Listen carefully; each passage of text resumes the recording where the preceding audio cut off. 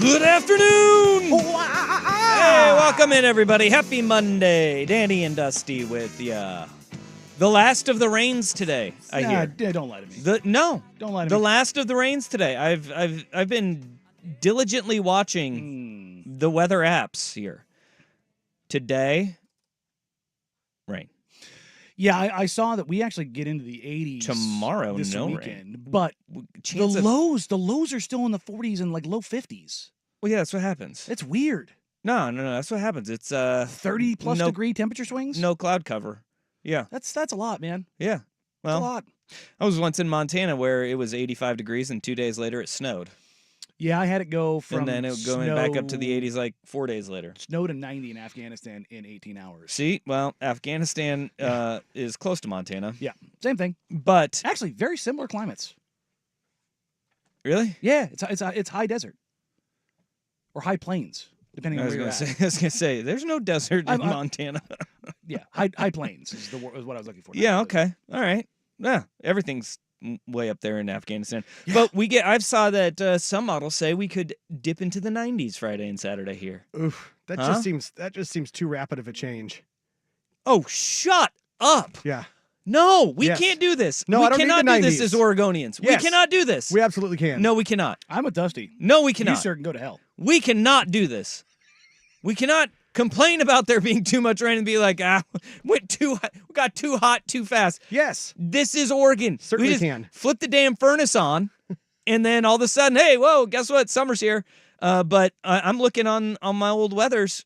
Look, I got no rain after today for as far out as this little stupid weather app can take me. good. Well, And that's I good am for here the for it. for the last week or two of spring soccer and the kids. How does like mid 70s next week sound for you, Russ? Hey, that's great. That's perfect. That is Coward. right in my wheelhouse. Quit your bitching. I just said that was perfect. You just also said a guy who's too hot. Yeah, No. going from like 40 and rainy to 90 No. degrees in 4 days. I'm That's here too for much. all of it. I'm Well, here for all of it. Get yourself ready, man. Yeah. SPF up, buddy. Maybe hit the tanning booth or two. No, don't. No.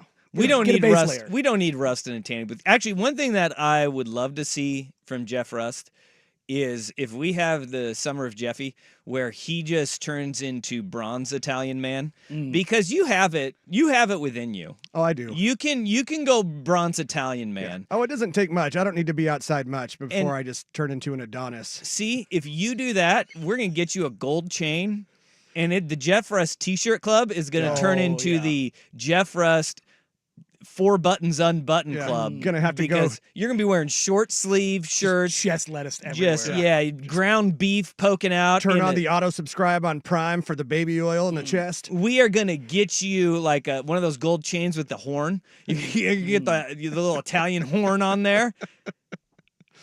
That's what we need. I need that in my life. I want from Jeff Rust I to need go you to have from a full midlife crisis. funny T-shirts to this man's gonna sell me a used car. I want a gold chain. I want a gold bracelet even. Ooh. Yeah. Yeah. Oof. You slip into the gold bracelet realm and all of a sudden you Start kick rolling that up. in the Tommy Bahama shirts. Uh-huh. I need it. I'm failing to see where there's a problem with this. Yeah. There's no issues here. Go grow out Except for the you old, complaining about it getting too hot. First off, the Yep. very first text we have received today on the old Vancouver Yeah. Ford text line, Team Yeah. Rust, too hot, too quick. No. So suck it. No. No. Shocking, another Oregonian going, oh, it's too Wait, hot. hold on. That's Russ's phone number. He just texted into the text line. He sent his own text in. I'm here for it all. I want the sun to kick up because look, this is, as you said, you've got spring youth soccer. Yeah, Sure, we got that. yeah. We got like baseball season now. Where I saw the Hillsboro Hops. They tweeted out like the weather forecast. Like, Oh, it's coming. really nice time to have a homestand this weekend. You can go out and Absolutely. listen to Jason Swigard introduce all your favorite Hops players. There you go. Mhm. Huh? Roll them R's. Oh, yeah. Yeah. And the double L's. Yes. Don't even get me started when he hits the nya. You know? Oh, yeah. It's the Enye that you really have to hit. Oh, buddy, he gets it, and he hits it hard. He hits it hard. All right. Well, everybody have a good weekend? Great Good weekend? Did you watch the Derby? Did you watch it? No. Come on. I saw the clip of the Mystic of the, Dan. of the final of the finish, like that, which is all that matters. It was amazing. It was an amazing race. by a nose. It was the closest 3-horse finish they'd had in Kentucky Derby history. 150 of them. Mhm. And that was the closest one. I cringe to think what would happen if this race happened, 70 years ago. They didn't have the photo finish there. They would have just been like, I think they did have the photo finish. You just had to wait for it to develop. You're sitting there like, I don't know. Looks kind of blurry to me. It was 3 horses down to the wire. The favorite Fierceness was up at the leading the pack early, finished 15th. 15th. Falling back. Meanwhile, Mystic Dan How many is a slots are there mutter. on the track? His mutter is a mutter. His mutter's mutter was a mutter, 22. Was his fodder but a I mutter? think only 21. His fodder's mutter was a mutter. And Mystic Dan ends up winning. It was. I don't care. No, I do. It was amazing. And then you See, had now I'm with Russ. Now I'm just like going back and forth here like a ping pong ball. you had at the I don't know what it was. You see Kyle Larson, the NASCAR race, No. closest NASCAR finish in NASCAR history. Yeah, I did see the snap of that. Yeah, that was close. It was amazing. We had 2 great races, and then the F1 Miami happened over the weekend, and Verstappen didn't win For once. for once. There you Is that go. the one where Lando Calrissian won? Yes. We'll call it that. Yeah. We'll call him that. Yeah, that's a Star Wars reference, right? Hey, look at you. Got it. I thought you might get him with that one. Got it. Got it. Yep. I know my Star Wars, guys. I know my Star Yeah, you Wars. I know If my there's somebody I'm Star going to go to for Star Wars, it's Dusty Hera. It is. It is. Well, we got 2.5 inches of rain this weekend here. And I think about 90% of that was during my kids' game on Saturday. See, and then you're going to complain about it getting too hot too fast. Yes. See? Still more texts coming in Can't- support of me and none for you guys. No. Yes. People are. It's right here in black and white on my That is- computer monitor. That is so fine. The Clark County resident here, and Russ is 100% correct. F out of here with 90 degrees in May. Yeah. No. And- I will take that over 2.5 inches of rain like we had this single time. past weekend every time. Yes. Every time. Sign me up for the furnace kicking on. And the other one, we can complain. We want that Goldilocks weather. No clouds, 80 degrees. Perfect. Yeah. Okay. You wish in one hand, Mm-hmm. S in the other. See what one fills up faster. Mm-hmm. All right. Man, my dad told me that one more times than I could count as a kid. And you know what? I never heard that until I saw Bad Santa. That Really? really. Yeah. Oh man. Wow. Guess that's the difference between having a dentist as a dad. Versus one that ran a bar or one that turned wrenches. yeah. Yeah. Yeah. Exactly. I have a feeling our dads lived in kind of the same line of people. Yeah. Come on, Rust. All right. You guys, everybody's on Team Rust with this weather thing. Go to hell. Yeah. Apparently, except for Farhad. Yeah. See? Jeez. Yeah. Yeah. Farhad's not on board with this. See, there you go. Neither am I. Calling me saying I sound like a Trump supporter. Not quite sure where that came from. Yeah, I don't know. But I don't know if that seems like it's a bridge too far. But at the same time, you complaining about the weather is aggressive. People coming up to me in tears saying, "When is this rain going to end?" And they say, "Thank you. Thank you for not making it be 95 degrees already." Okay, here we go. Now we got team turn on the furnace. And look, all it took Gross. was you just calling everybody out, Rust. So here we are. Okay. Well, You got one. thank you. Well, I guess I'm Farhad. 2. Okay. Mm-hmm. You jerk. Still in the lead. Just like Lando at the end of the race. I don't. Oh, okay. Yeah. The His name was Lando, his right? name Do I have the is right Lando. race? yeah. F1 Miami. Yeah. That's the one that they've Stephen offered Ross didn't sell. $10 billion. $10 billion for the Dolphins in that race. Boy, do you see what they were charging for concessions at that? That's one of F1 the race? most expensive concession places like on the planet. It's disgusting. So $200 billion. that's right. That's what it costs to get a lobster roll. Yeah. At the $290 for a lobster roll at the F1 race. Yeah. $290. Was that For- lobster going to make you poop gold? No, it was like $400 for like nachos. Yeah. It's why Because they can. people buy that? Yeah. F1 is like the people that go to that stuff. It's like Saudi sheikhs, dude. Yeah, And they spend that like, and that there's is a lot of them, ridiculous. I also especially to Miami. Like I was Miami's the one that they yeah. all like from Monaco and Saudi Arabia. Yeah. That the crazy out of this world money, Mhm. Abu Dhabi, they all come over to Miami. So look, there's something within me now that I get very angry at concession prices. It's called sense. I think it's being 40. I'm like an old man. It's like I'm sitting there. I'm like, I saw that. I was like, I can't live with this anymore. I need to dig in deeper on this. I saw that to get to the portion of that race where you got those concessions, it was $1,000 just to get back there. Mhm. And then you would have to pay another $1,000 for your lunch. Unless you're Izache, which, Izache Rop could just walk right in. Now, would it change? And I was like, is this all you can eat then?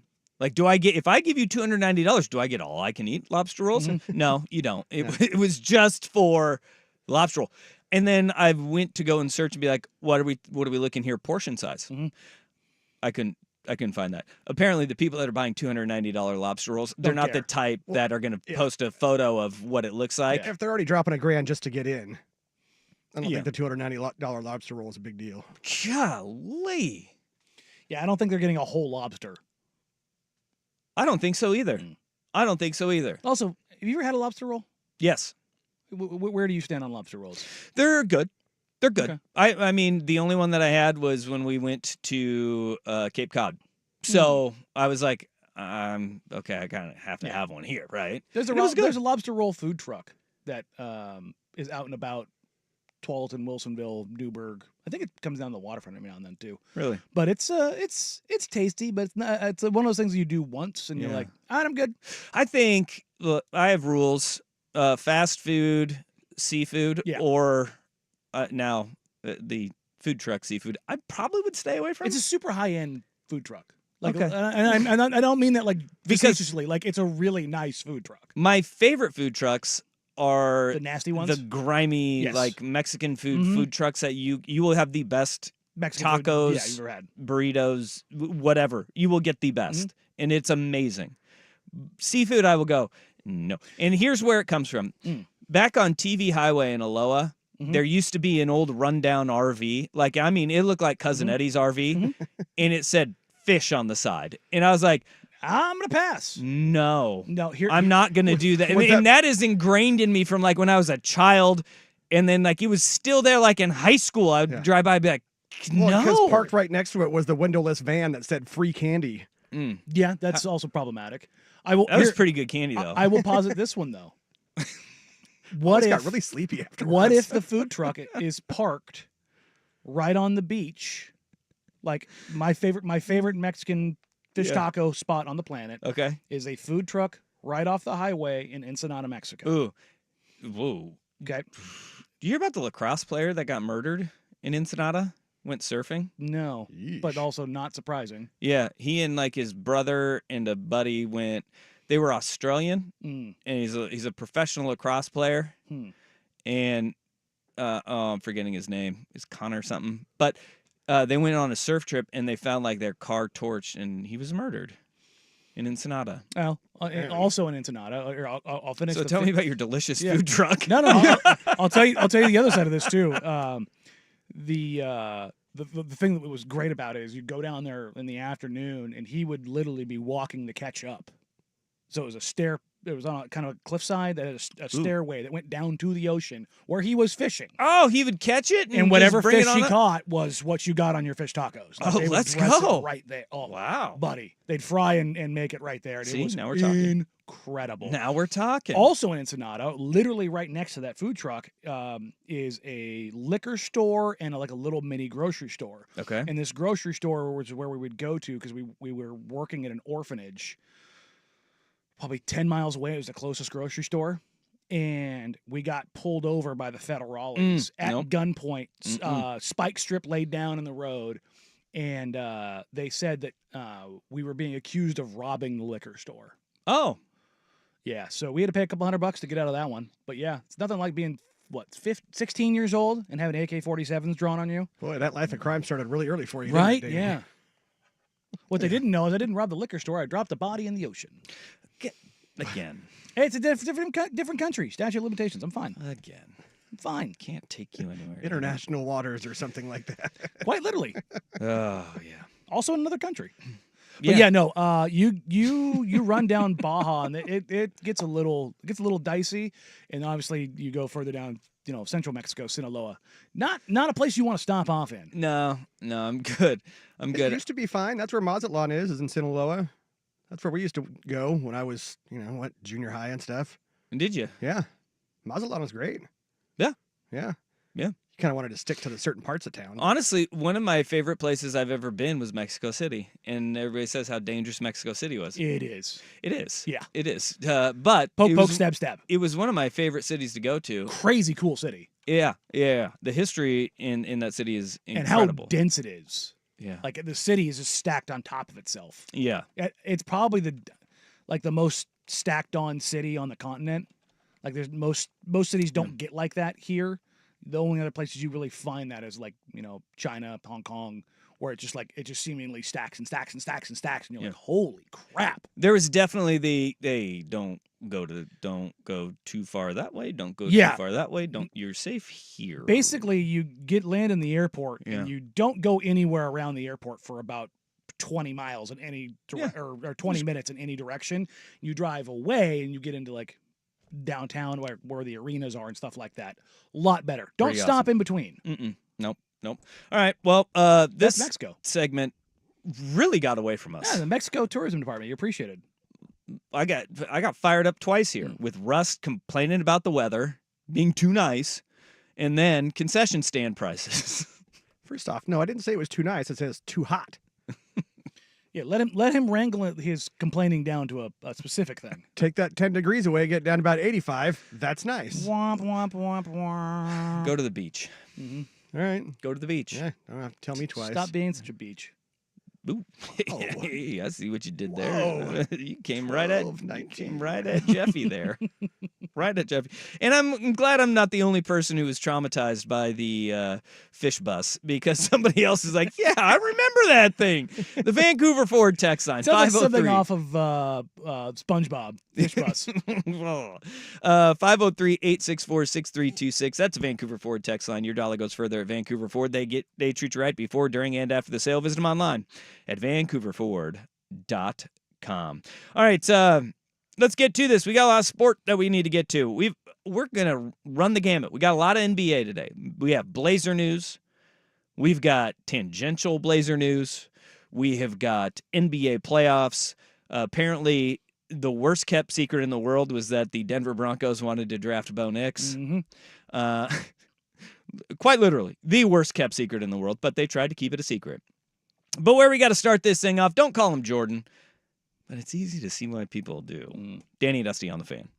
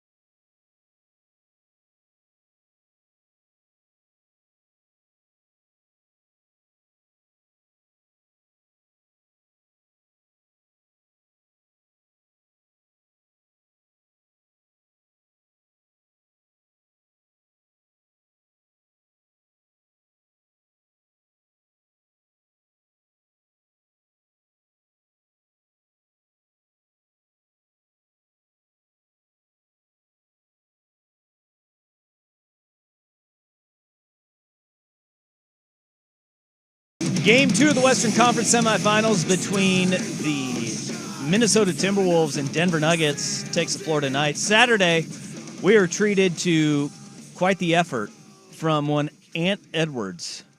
Holy crap. 43 points, 7 rebounds as the T-Wolves steal home court from the Denver Nuggets. And Anthony Edwards became the first person since Kobe Bean Bryant. Ever heard of him? Yeah, not in my top 10. Yeah, not in your top 10, but the first person since Kobe Bryant to have back-to-back 40 pieces in the playoffs under the age of 23. That's pretty decent. That is pretty decent. And oh, by the way, he and Kobe Bryant are the only two people to do that. Yeah, when you get kind of wrapped up in those records at that young, it's a hell of a start. And look, I've been adamant about where I feel Ant Edwards is in all of this. Talent-wise, he's one of the best stars in the league. I don't trust the mentality, but if he keeps doing this and he keeps being the leader, and I've talked to some folks around Minnesota and who've been around Ant who said that behind the scenes, the leadership stuff is coming together. Like he's quite literally, kind of forging that as he gets older, and the maturity stuff is starting to clear up, although not. That's what. It's not his game. It's not what he does. It's not any of that. It's the immaturity stuff that I worry about becoming a problem or blowing up on him, and that's always in the back of my mind. And I think like one thing that I heard him say over the weekend, it kind of like a little bit of that maturity. You're seeing it because after the game, like everybody's like, damn, this dude has Baby Jordan written all over him. And there was like one play kind of sticks out in my mind from Saturday that I went, oh, buddy. When he went to the middle of the lane right at the free throw line and he had that little spin move back to his left and then that fadeaway jumper from 15, I was like, that is Jordan-esque, right? Yeah, it's not the first time he's gone to that. He's got that mid-post package, and it's very it's not that kind of looks like Jordan. It's Jordan footwork. Yeah, it's like he's very clearly worked. When you can tell like somebody's worked on like the one-legged Dirk, or you can tell somebody's worked on the Kobe. Like there's certain post moves. The Hakeem Dream Shake. Joel's Dream Shake looks exactly like Hakeem's because he worked with Hakeem Olajuwon. Like there's a reason why you incorporate those moves, or like why you do a Smitty. It's because those moves are iconic because, number one, of who they were, but they were incredibly effective for those style of athletes. And Ant Edwards' athleticism and build is very reminiscent of Michael Jordan. Well, and so does his face. The people who do like the side-by-side, you're just like, oh, he looks a lot like Michael Jordan. But the one thing that kind of stuck with me is after the game and what Ant Edwards has said is like, dude, Michael Jordan is the greatest of all time. Get out of here with the I look like Michael Jordan. I am not Michael Jordan. Some things that Ant Edwards would have said previously, he would have been like, yes, right? Mm-hmm. Yeah. And that you're starting to see a little bit of growth. And that dude is by no way, shape, or form close to Michael Jordan. Because Michael Jordan's greatness wasn't just that he was an explosive athlete who could go, 100 miles an hour across the lane, put the brakes on, spin back, and hit a fadeaway under control. A lot of guys can do that in the NBA. It is all of the intangibles that Jordan kind of put together, dragging guys along, the competitive nature. That's what's, and obviously a fistful of rings. Yes. Was the separator that changed him from everybody else. And that is not where he's at. I think when you sit there and you look at his game stylistically, because of everything that you were saying, you're going, it's very reminiscent. Especially his explosiveness. Something and body control with explosiveness. Yes. Like that is something that it's been missing in the NBA. And in all of my draft work this year, just watching so much film, the one thing that kind of came to my mind was, number one, the kind of the reemergence of the mid-range shot. And I've talked about that a little bit and kind of how it's kind of come out of nowhere. Because Steph was the sprinkling down of like the proliferation of everybody shooting threes. Like he fundamentally changed the game. Like you go to any gym, any high school gym kids are playing, whether it's high school kids, middle school kids, elementary school kids, they have Steph Curry shoes on. Nobody in the NBA wears them, but all the kids do. And they all shoot threes. I'm watching like these 8-year-old kids huck a ball from 25 feet. And I'm like, I probably shouldn't be doing that, but I digress. But this impact of like the You had this generation of players that wanted to be like Jordan, where you had slashers, the Tracy McGrady's, the Vince Carters, guys that were just explosive monsters. You look around the NBA, how many guys are driving to the rim and dunking? Well, and we see this with, analytically speaking, when you go so far one way, all of a sudden it ebbs back because the value is somewhere else. The dunk has always been the most valuable shot. It is. That's the crazy thing about it. It's very similar to what baseball is seeing with the stolen base. It's not just that the bases are bigger and that there's a finite number of pickoff moves that you can have in an at-bat. Although it does feed into it. It does.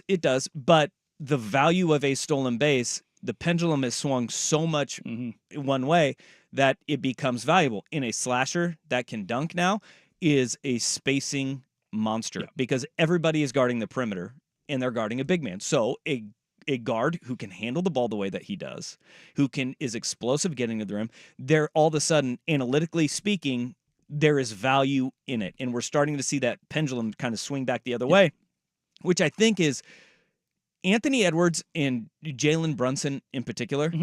This is like the perfect time that their rise is coming right now. Yeah. And because they are throwback players, which are going to be coming back in vogue due to, as you mentioned, the proliferation of the long ball from Steph Curry and the fact that a 7-foot dominant center is really damn hard to find. Yes, it is. And so you got to find other ways. And the interesting thing about Brunson and Edwards, and this is something I've hammered for years, their footwork.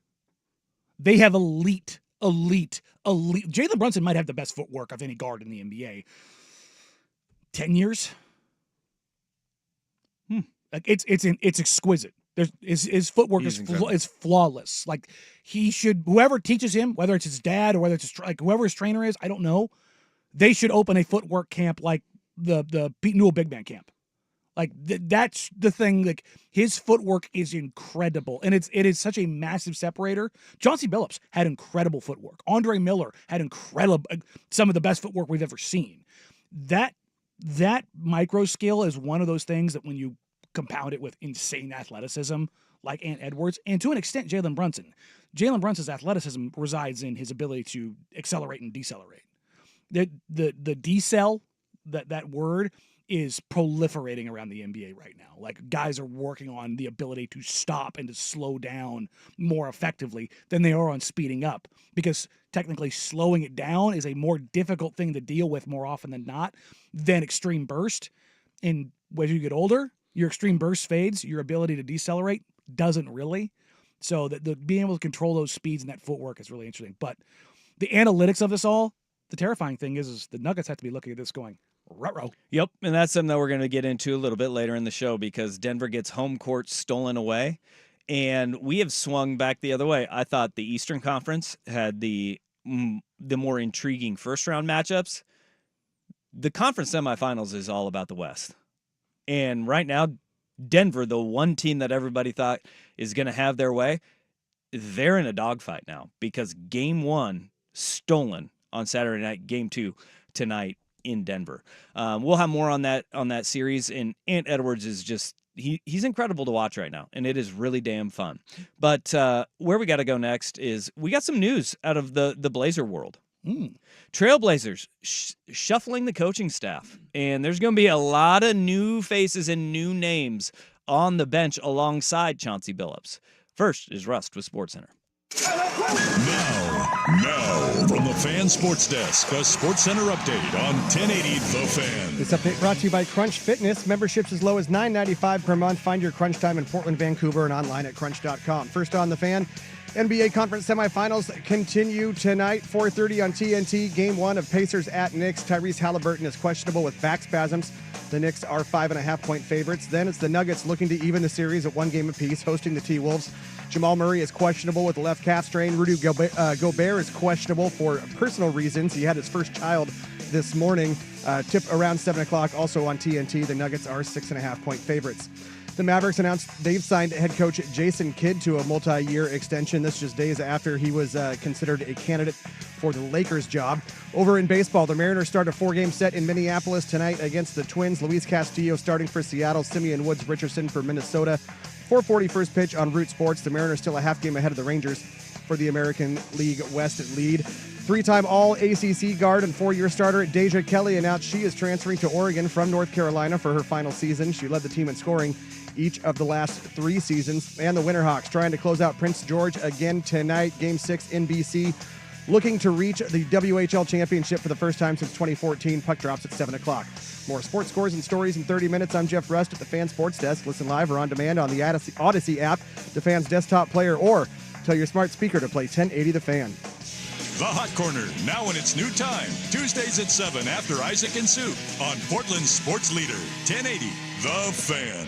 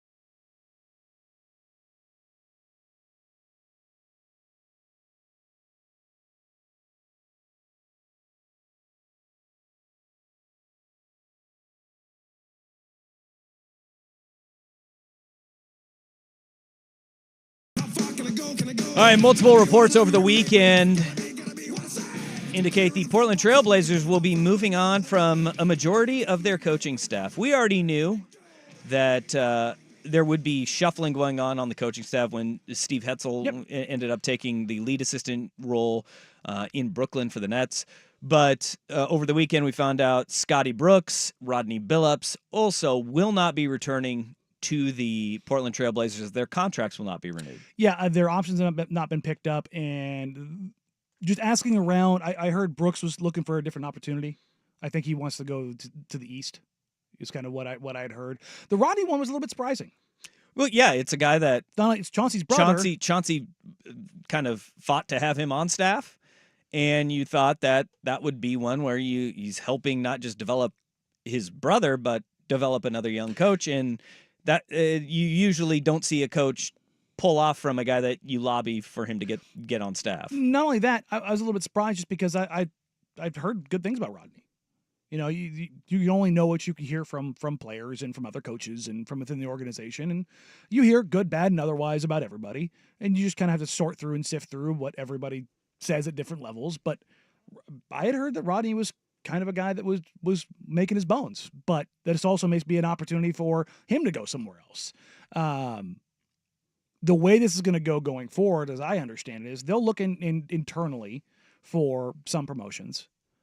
I don't think you're going to find the lead assistant or the associate head coach internally. Well, you only have 2 guys remaining on this staff. Roy Rogers, who is the quote-unquote defensive coordinator, does phenomenal work with the bigs. Mm-hmm. And then Jonah Hurskew, who I'm betting he's probably a guy that they're looking at to fill Hetz's role on the bench. But I think that they're going to look at externally to find a veteran presence for the associate head coach or lead assistant, whatever one they end up getting tagged. And which that job usually goes to recently fired coaches. It's not a rehab tour. It's like a kind of a placeholder or a veteran coach. That's like Del Harris was a lead assistant after being a head coach forever. Like you just look on a bench, like, God, Del Harris is still there, huh? Well, it was Terry Stotts after Milwaukee. Yeah. Which he was that guy for Dallas for a couple of years, you know? And so you find these guys that end up being those. Phil Handy, who is just let go by the Lakers, has been that guy for a long time. Considered one of the best player development guys in the entire league. But I think the Blazers are going to wait until the playoffs are over and see who shakes free. Even though Frank Vogel hasn't been fired yet, there's plenty of people who think Frank Vogel is still going to get fired. Yeah. And I think one thing you have to remember is Frank Vogel tried to hire Chauncey Billups in 2016 to be one of his assistants in Orlando. So there's an established relationship there. Darvin Ham, who was let go by the Lakers. Darvin and Chauncey are very close. They are friends. Those things matter. Those relationships matter because those people you have to trust, unlike Adrian Griffin and Terry Stotts. Now, this is where I think that what Blazer fans want to see is like something that I want to see Portland. This isn't for like that lead assistant job, but a spot on the bench is, Jordi Fernandez, who's just hired as the Nets head coach, right? Mm-hmm. He hired, and he was like one of these young up and comers, a guy that you isn't going to be there for very long, but is young up and coming coach. That's what Joe Mazzulla was when he was brought into Boston originally. That's what Ime Udoka was. Mm-hmm. You bring in a young up and coming coach who's X and O's junkies, and I want to see that for one of those spots. I think they'll go that way. We didn't really see that with the initial building of Billups' staff, right? I think you did, though. I think you did with Hurskew and Hetzel. Yeah, and I think Hetz is a guy is profiling is to be a head coach soon. And that's why he went and got the lead having those guys job. bounce around, that's okay. You want your guys to be promoted. Like that's the whole point of having a good coaching staff. The one is that thing happen. in that lead assistant role, which Darvin Ham kind of scares me about, is the best ones are the ones like a Terry Stotts, who's known as one of the brightest X's and O's offensive minds in basketball when Rick Carlisle hired him in Dallas, right? Yeah. And that is like what everybody criticized with Darvin Ham in L.A. And look, he knows more basketball than I will ever know. Sure. Right? All these guys But there's levels to this stuff. You mentioned Frank Vogel. If he gets fired, that's one thing people rave about with Frank Vogel. Frank Vogel's, and not only that, he's great with bigs. So if you're looking for big development and deploying bigs and putting them in the best position to succeed, that's what he does very well. I've been public about this. Scott Brooks is one of the nicest people in the NBA. He was not my favorite hire. He was a guy. He's a manager that was criticized for not adjusting, not being X's and O's detail oriented. And I think he's a manager. That's kind of what there's different stylings for head coaches. There's super detailed guys that are very much X's and O's, but they can grade on players. See, Nick Nurse. Nick Nurse burns through players. Like, the reason he's not in Toronto right now is because they were tired of him. And that's the thing, is like those guys that are like that, they can wear on you. And there's different levels to it. There's guys that are kind of in between, good tactically, but also good in relationships. And there are people like Chauncey. And people will kill me for saying this, but he's great at the soft skills. That's what he does. The guys love him. They relate to him. They play hard for him. That stuff They matters. do play hard. There's plenty of times to roll over the last And handful of years. my God, and they haven't. So if I was in charge of the hiring process, I would hopefully look for them to go get somebody on the X's and O's side that's much more detail oriented, that has their own system, that can be adaptable. And I think I like Vogel, and he's a guy when Terry got fired, I wanted one of Vogel, Yeager, or Atkinson. All three of them are very much tactics guys. Kenny Atkinson, former Nets coach. Yeah. Those are guys that I really wanted. You can go back and check the tweets. That's not revisionist history. I want him to see them go down that lane again. But here's the nasty part of the business. Chauncey doesn't have his option picked up yet, so he's a lame duck coach. So the coach that's behind him, that he brings in, might be the guy that replaces him. Yeah. And that's always a dicey thing, which is why you saw the way Adrian Griffin reacted with Terry Stotts. No is doubt because about there it. was fear. Yeah. And And so there was not security in what he was doing. exactly. I think that's the kind of the next step in all of this is you have massive overhaul in your assistant coaches. I don't believe Chauncey Billups is getting fired anytime soon. No. They're not going to clean house totally. But at the same time, for the fire Chauncey crowd that's out there, this is usually that first step that you see of, hey, it's put up or shut up time. We're getting to that point with the organization to they understand, and anybody that believes that Chauncey Billups has had a fair shake and we know what kind of coach he is, you're wrong. Yeah. You are wrong. And because again, we do not know. He will not be judged on wins and losses next year. No. But it's about the progression and the way that they win and lose. And development Yes. of the young roster, which, again, a lot of the folks that are out on Chauncey as a leader, and I'm not saying all of you, most of you stopped watching the Portland Trailblazers and you didn't see that there was actual growth from this roster. Yes. Was it good enough? Not for anybody. No. It wasn't good for anybody. Good enough for anybody. Wasn't supposed to be. No. But at the same time, it's like the organization understands we gave you a gun with 2 bullets in it. Mm. And we said, Might have been one. go win a gunfight. Yeah. And- Don't miss. And they knew that last year. They knew it last year. And just go back and listen to what Joe Cronin said at the end of the season when he said, the reality is we don't have good enough players here yet. That was it. Yeah.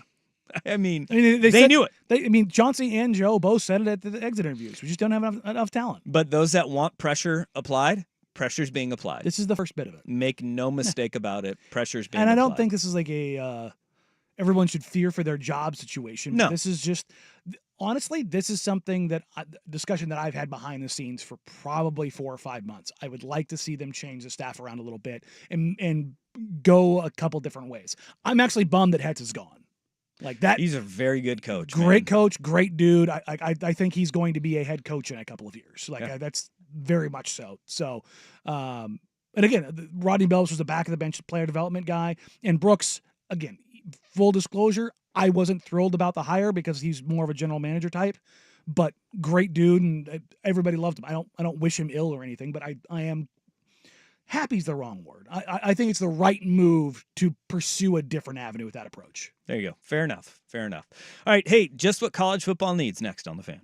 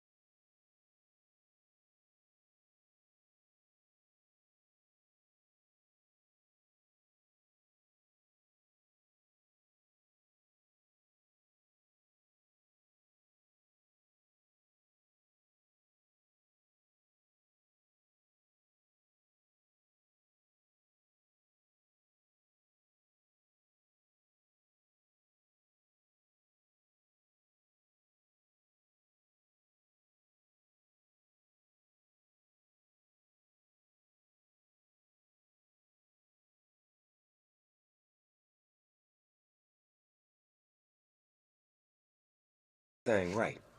I'm ready to bring the juice back to college football. And I'm taking my talents. That's right. To Arizona. Believe me, Arizona, baby. I'm here to announce the new collaboration, the Snoop Dogg Arizona Bowl. Presented by Gin and Juice by Dre and Snoop. The game will be played on December 28th at the University of Arizona Stadium in Tucson, Arizona. I'll be there. Will you be there? Well, guess what? We'll see you there. Oh my gosh. We are getting the Snoop Dogg Arizona Bowl presented by Gin and Juice, which is Dre and Snoop's new Where did adult they get beverage. that money? I don't think it takes that I much bet you because it's a couple million. the Arizona Bowl is it used to be the Barstool Sports Bowl this past year. And so it's not one that is on TV. The conference tie-ins, I don't know, will Oregon State be a part of this then? Conference tie-ins are the Mountain West and the Mid-American Conference. Huh?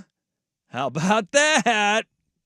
You get the Arizona Bowl presented by Gin and Juice. See, but I don't think that Washington State or Oregon State are eligible for any sort of Mountain West postseason stuff. Oh, come on. If I remember correctly. They just get all the Pac-12 bowls It's still? at least not for like their conference championship. Yeah, well, yeah, they don't get the conference But, championship. yeah, I don't know how it goes with the affiliation. Early December bowl games go for around 500,000, but post mid-December bowl games start at $1 million and go upwards of 30 to 40 million. But those are the ESPN affiliated bowls, right? This one is a non-ESPN affiliate because I think they've been streaming it in the past. It's been a game that's only been on the internet. So I'm assuming that this is quarter mil. This is going to and it's the MAC and the Mountain West. Yeah, so I bet you around that $500,000 mark. I bet you it's that early December bowl game schedule. But they're in. They got skin in the game. From a murder trial, yeah, to being friends with Martha Stewart, to sponsoring a bowl game with Gin and Juice. Think about by the way, this. he did say there December 28th. Yeah, December 28th. Yeah. Yep. But if we go down this, like, think about 30 years ago saying Snoop Dogg will have a bowl game named after him. And it will be sponsored by Gin and Juice. By his own hard And Martha seltzer. Stewart will spend more time in jail than him. Yeah, exactly. I mean, who are we? What celebrity are we at right now that would be hosting a bowl game? If we fast forward 30 years from now, who's hosting a bowl game that is in that? Like, Snoop had a murder charge, and then OJ he just died. He went full pivot and started the Snoop Youth Football League. I mean, Ludicrous? no, has he gone to jail, prison? He's just like an actor now. Yeah, it's true. I'm trying to think of the transition phase. I mean, because there has to be a level of getting into some sort of What legal level issues. of trouble? Well, Drake might be in trouble. That Drake, he likes sports. Yeah, he might be in trouble. Yeah, yeah. Is that did Kendrick Lamar accuse him of any legal misdeeds? Oh yeah. Oh really? Oh yeah. Uh-oh. I'm not up on my. the I bad- lost the rap battle after like. I'm sorry. This all just 4 feels songs. very middle school, like passing mean notes back and forth to each other. I It don't. was, That's but exactly I what don't you're doing. understand. But it was very fun. It was very messy. It's getting messy now. Oh, getting? It's been messy. Uh-oh. Yeah, it's very messy. Okay. Yeah. So maybe Drake. Yeah, sure. Yeah. Okay. Yeah. Um. Yeah, that's the thing is these guys do a pretty good job. Tory Lanez shot Megan Thee Stallion, so maybe because he's going to do jail time, so maybe him. But I don't think he's famous Snoop never enough or rich enough. Snoop didn't go to prison. But I'm though. saying you got caught up in something. Yeah, Like, again, they yeah. do a pretty good job of acting like they're caught up Yeah. in stuff, but then they never actually get caught up. Okay. Yeah. This is a tough thing to rebound from, and here we are. Snoop has his own bowl game now. Yeah. I'm here for it. And it's a bowl game that doesn't involve weed. Oh, it's Well, don't forget, he gave up the smoke. Can we now this Gin and Juice? No, remember that was a publicity stunt. It's a smokeless outdoor Fireplace? grill, Yeah, yeah. which is probably how he's funding this bowl game. If we're being quite honest here. Now He's one step away from having his own Foreman grill. That's insane. Well, yeah. Let's see here. Now, is this a situation where the gin and juice, it's a premixed cocktail, right? This is Or like the hard this, seltzer type thing, or but this is the other offshoot. This here. sounds like a buzzball. We don't have any like alcohol related bowl games either. This is truly new territory here. It's not just Snoop. It's like we've got this goes back to like the old cigar bowl. You remember? Oh, I guess we don't remember. But back in the day, they had the cigar bowl held in Tampa because it was like the main industry of Tampa was cigars. Yeah. And so you had the cigar bowl. This is like we're gonna have We the never- we- Jack Daniels bowl Was that- next. we never had a Bud Bowl? No, well, no, that was always a Super Bowl. That was always a Super Bowl, and it's always been like they've always wanted to separate alcohol from college sports. Are we entering this landscape now too, where we're gonna have like the Jaeger Bomb Bowl coming up soon? Are we gonna go down the Wild Turkey Kentucky Bowl? Is this something that is in our future? Instead of 'Cause getting sign me Gatorade- up. Instead of getting Gatorade dumped on you, it's just a bucket of brown water. Yes. And it's smart for Snoop and Dr. Dre. You're marketing to college kids, I guess, with your bowl game. Oh yeah, no, that's And exactly. so what you're doing. going the gin and Yeah, juice, gin and juice. premixed Yeah, cocktail. let's get into the frats. I love that it is yeah. the Snoop Dogg Arizona Bowl presented by Gin and Juice. get all those college kids down to Tucson in December. It's not going to be hard. One place you got some decent weather. You do have decent weather there. Maybe too hot for Jeff Russ to go to, but it'll be there. I hate you guys so much. This is a pivot. Is it too warm for Jeffy down there? I think it is. Yeah. I think it is. I'm here for it. It's going to get me to watch the Gin and Juice Bowl. The Snoop Dogg Arizona Bowl. you weren't gonna watch. I didn't stream it last year because I had to go out of my way. I had to go out of my way. It just wasn't on my TV. It was the one bowl game I think I did not That watch. you still any couldn't of. find anywhere on even like ESPN Plus. The 9,000 different offerings they have every day. Wow, everybody is coming through with their bowl games, and it is aggressive.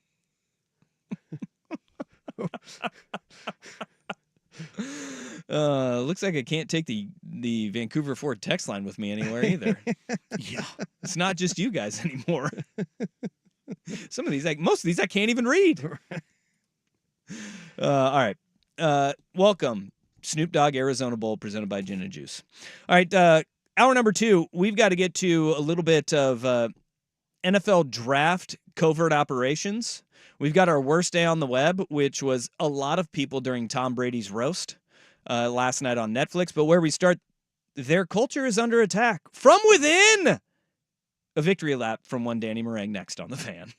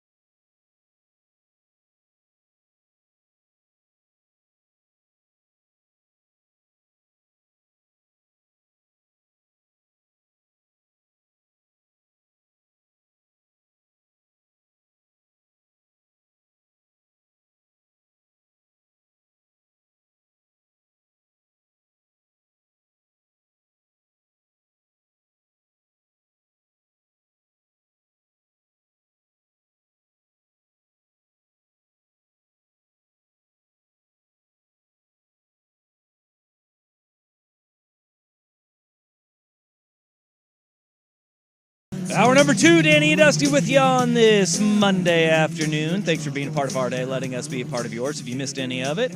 So far, hour number 1, check it out, the Audio Vault on the Odyssey app or 1080thefan.com, where you can find it. Russ does a great job of getting these segments up there very quickly. So party on, Wayne. Party on, Garth. Party You can on, also Garth. watch youtube.com/1080am The Fan. All the shows archived there, too, as well, once you get done. Or you can watch it live, youtube.com/1080am The Fan or twitch.tv/1080am The Fan, which the YouTubes will be making its adventure with us out to the Autotown GMC Presents 10th Annual Fan Golf Classic out at Langdon Farms, July 11th. Morning and afternoon rounds. They are filling up fast, so go to 1080thefan.com. Make sure you go and you sign up, get your foursomes together. Let's have a grand old time. July 11th. That would be a Thursday. July 11th. You're going to enjoy all of the unique Fan Golf Classic experiences, food, beverage, others on the course. We'll have the Michelob Ultra driving range. All of our shows are going to be out there, and we'll have the rotating cast going out to the 6th hole, the par 3, where we can give our help. Usually it's you guys all shoot one better, but we'll show you the way. On the Doers par 3. And maybe we'll have a beverage with you out there. So go to 1080thefan.com and sign on up. Yeah, just maybe we'll have one. Are you ready to have your giggle britches on there, buddy? Indeed. Okay. It's Clean Out Your Locker Day in Miami. The Heat are going through it. There was reports surfacing that Jimmy Butler, not happy. Ever heard of that? No. Yeah. Never heard of that before. Yeah, you never heard that one before. Well, he was, there's been a couple of rumors that have been percolating around basketball circles about him starting to be unhappy, wanting a big extension, Miami not being willing to do it. I've heard that as far back as January. Well, Pat Riley was asked today if they would entertain a trade for Jimmy Butler, to which he just simply said, no, I'm not going to do it. Which, that's always a very normal thing. That's, when you say no about a trade, that's the end of it. It's the end of that story, especially with one James Butler. And Jimothy Butler there, he's got a history of wanting out of places and going the extra mile to get his way out. But when Pat Riley said no, that's basically what a GM you would expect him to say. But wait, there's more. Because he was asked about Jimmy Butler and his comments following the Miami Heat's exit at the hands of the Boston Celtics. If you guys forget, remember, this is what Jimmy Butler said on Sports Radio 94 WIP. Video this. You got it? Yep. 1, 2, 3, action. If I was playing, Boston would be at home. New York, damn sure would be fucking at home. Y'all talk. What that mean to me? Josh Hart. Yo. Stop. Come on, man. Nah. I love Tibbs, but I don't want to. I love Tibbs. I love you, baby. I want to beat you to a pulp. You want me, I don't want you. It's like a one-sided relationship. You in love with me, and I love you, but I'm not in love with you. You know what I'm saying? Sounds a bit inebriated there. Pat Riley was asked about that today. Yeah. And his answer, along with, no, I won't trade Jimmy Butler, this is how Jimmy Butler wars start. For him to say that, I thought, is that Jimmy trolling?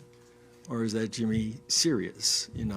If you're not on the court playing against Boston or on the court playing against the New York Knicks, you should keep your mouth shut. And your criticism of those teams.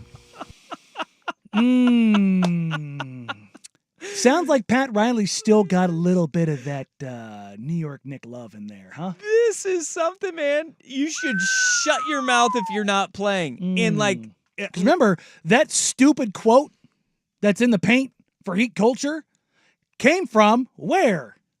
The Knicks. Oh, man. That, my friend, this is the start of a rocky offseason for Miami. Like, you can feel it, right? Jimmy Butler wants a long-term contract extension. They're not willing to do it. He said, we got one more year left. We're not going to renegotiate a new deal, which is standard practice when you have a guy who's eligible for a contract extension. Well, stars usually get the 2-year out. Oh, so we're already behind schedule then. That's what I'm saying. Like right now he's got 2 years. Yeah. Or this year and then the option year.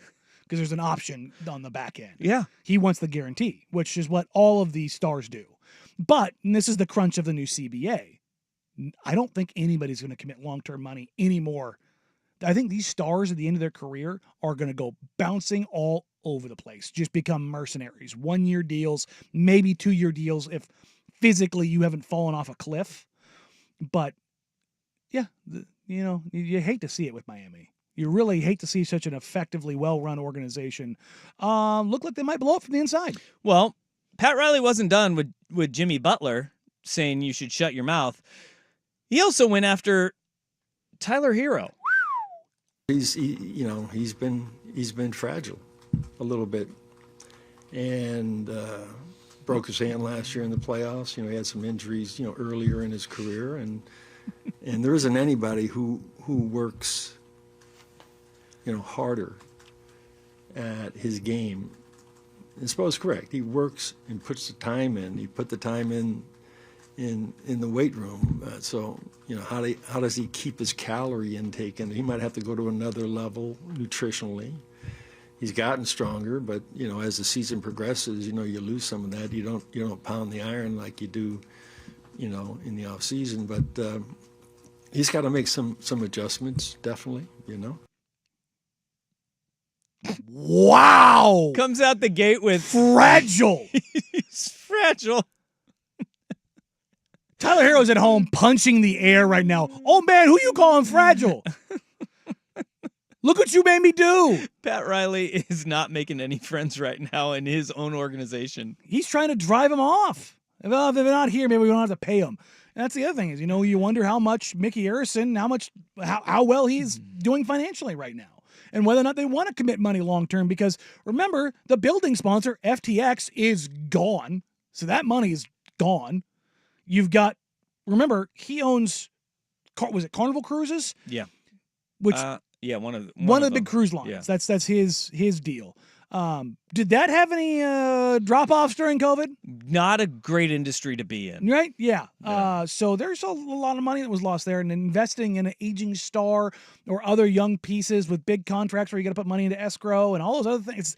It's a scary place to be.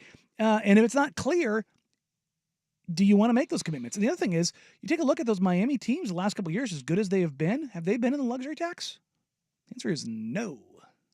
No, they haven't. So are they all in? I thought they were all in. The funny thing about this is they think they can go get Donovan Mitchell. I'm telling you right now, they cannot go get Donovan Mitchell. They probably can't even go get Darius Garland. He just called one of his trade pieces, Tyler Hero, fragile. He just said that out there for everybody. Hey, can I interest you in my fragile combo guard? And one thing that, people are knocking, heat culture right now, heat culture. Make no mistake about it, though. Pat Riley sending these messages is part of heat culture. It is about ruthlessness and accountability. But these are crystal clear messages that he is sending to two guys in his organization at the very first day that their offseason begins.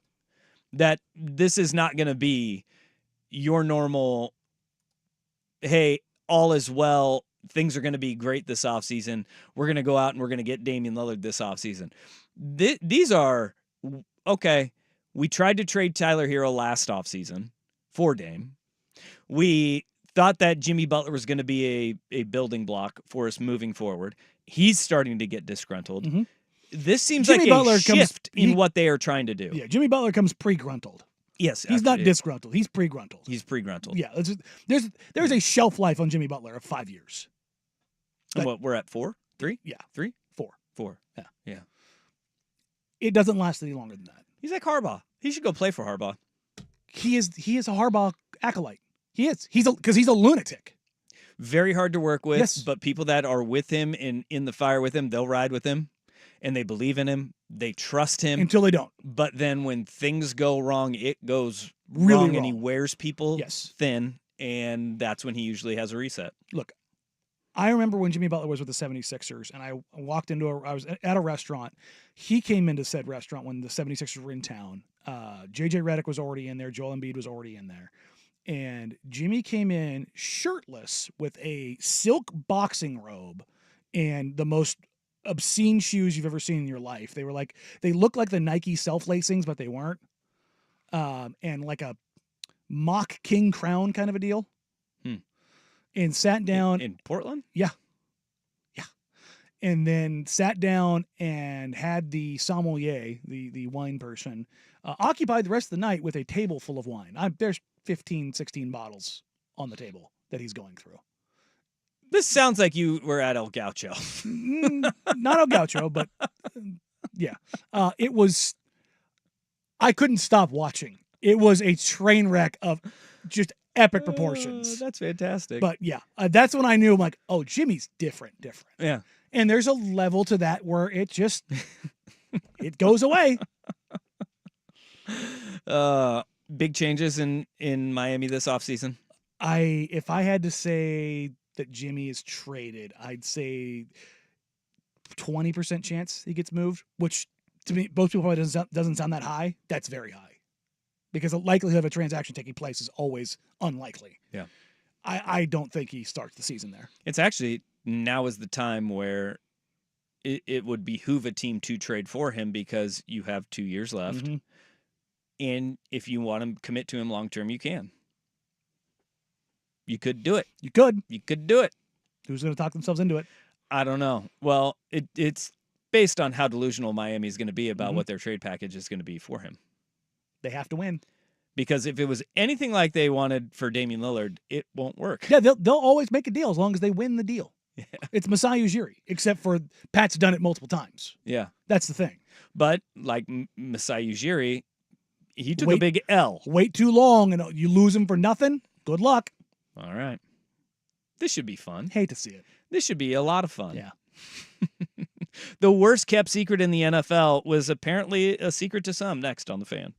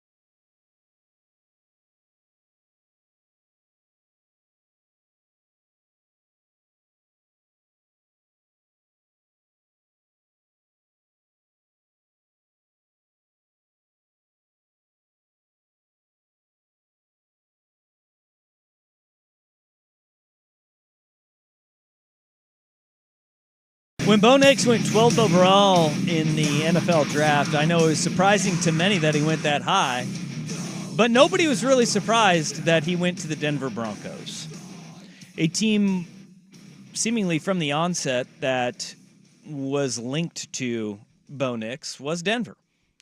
Their interest was there. Everybody kind of heard about it. All the reporting was that Sean Payton loved Bo Nix and that they were going to be a good fit.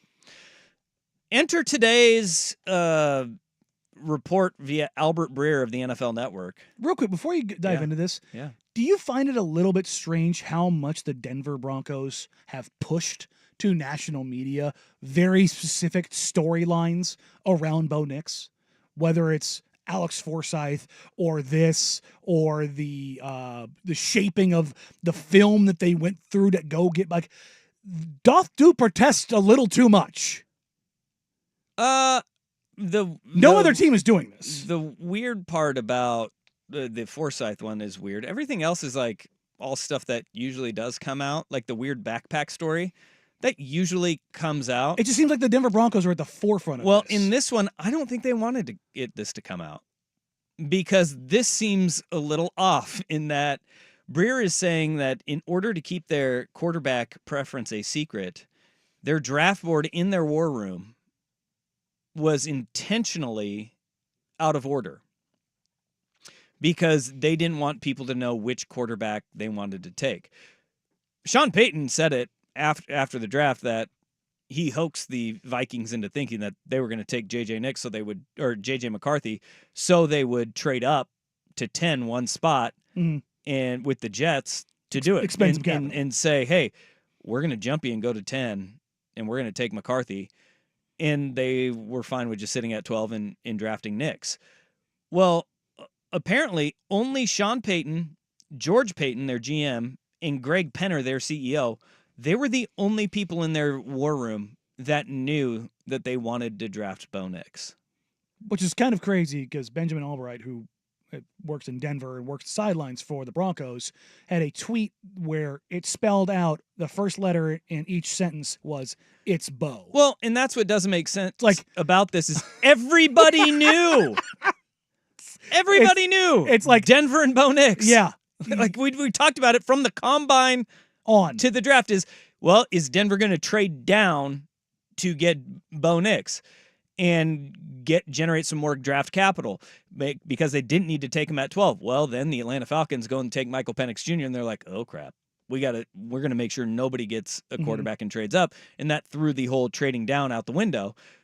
This one, the only thing that I can think of is that Payton, and Penner, who run the show in Denver, they immediately during the combine and in the wake of the combine, when Bo Nix kind of emerged as a guy that they loved, when that got out, they realized they had a leaky ship and that people were talking within their organization. It's too late at that point, though. And I know, but so they kept it a secret from everybody else from that point moving forward because all they wanted to push out there was they were showing interest in J.J. McCarthy, but at the same time, the guy they ended up drafting at 12 was the guy that immediately leaked. It's like cracking the Enigma machine and just like sending codes on the Enigma machine still. It's like, guys, and the cryptography's been broken. Like it's gone. What this may tell us all is that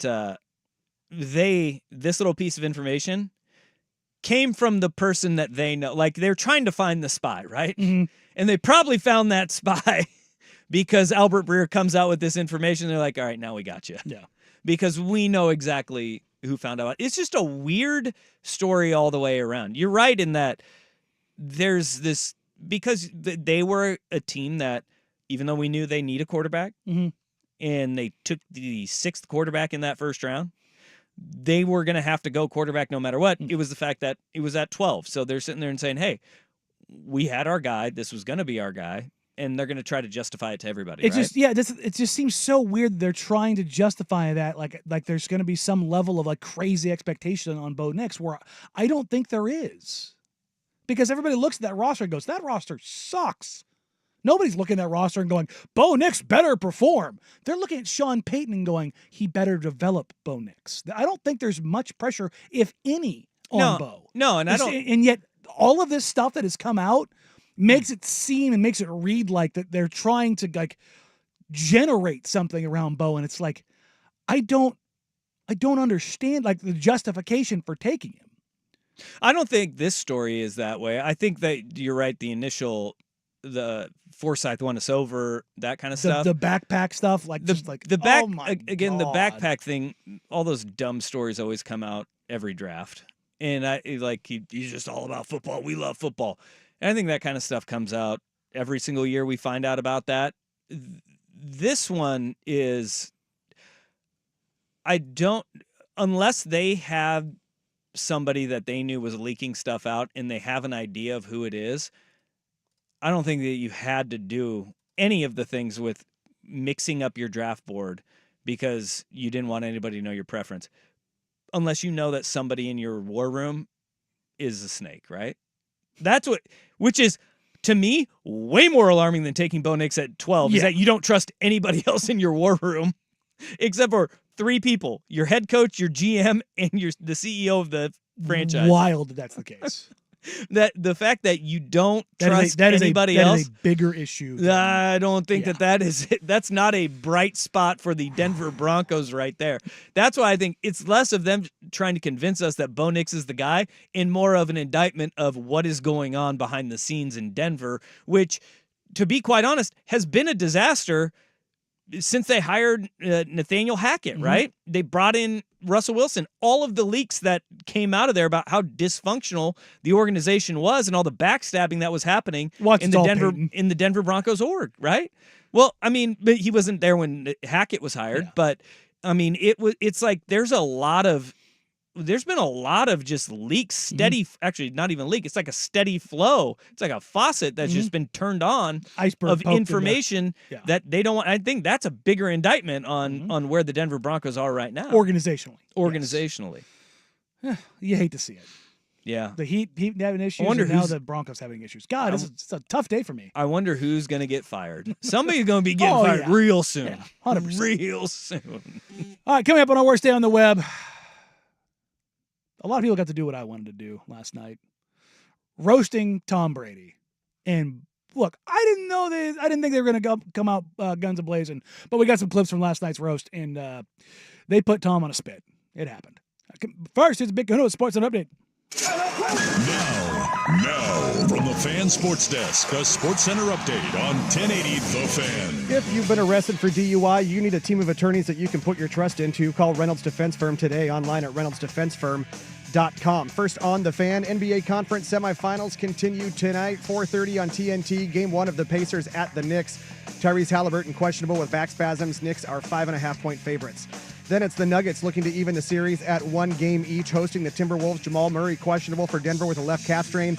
Rudy Gobert questionable for Minnesota after his first child was born this morning.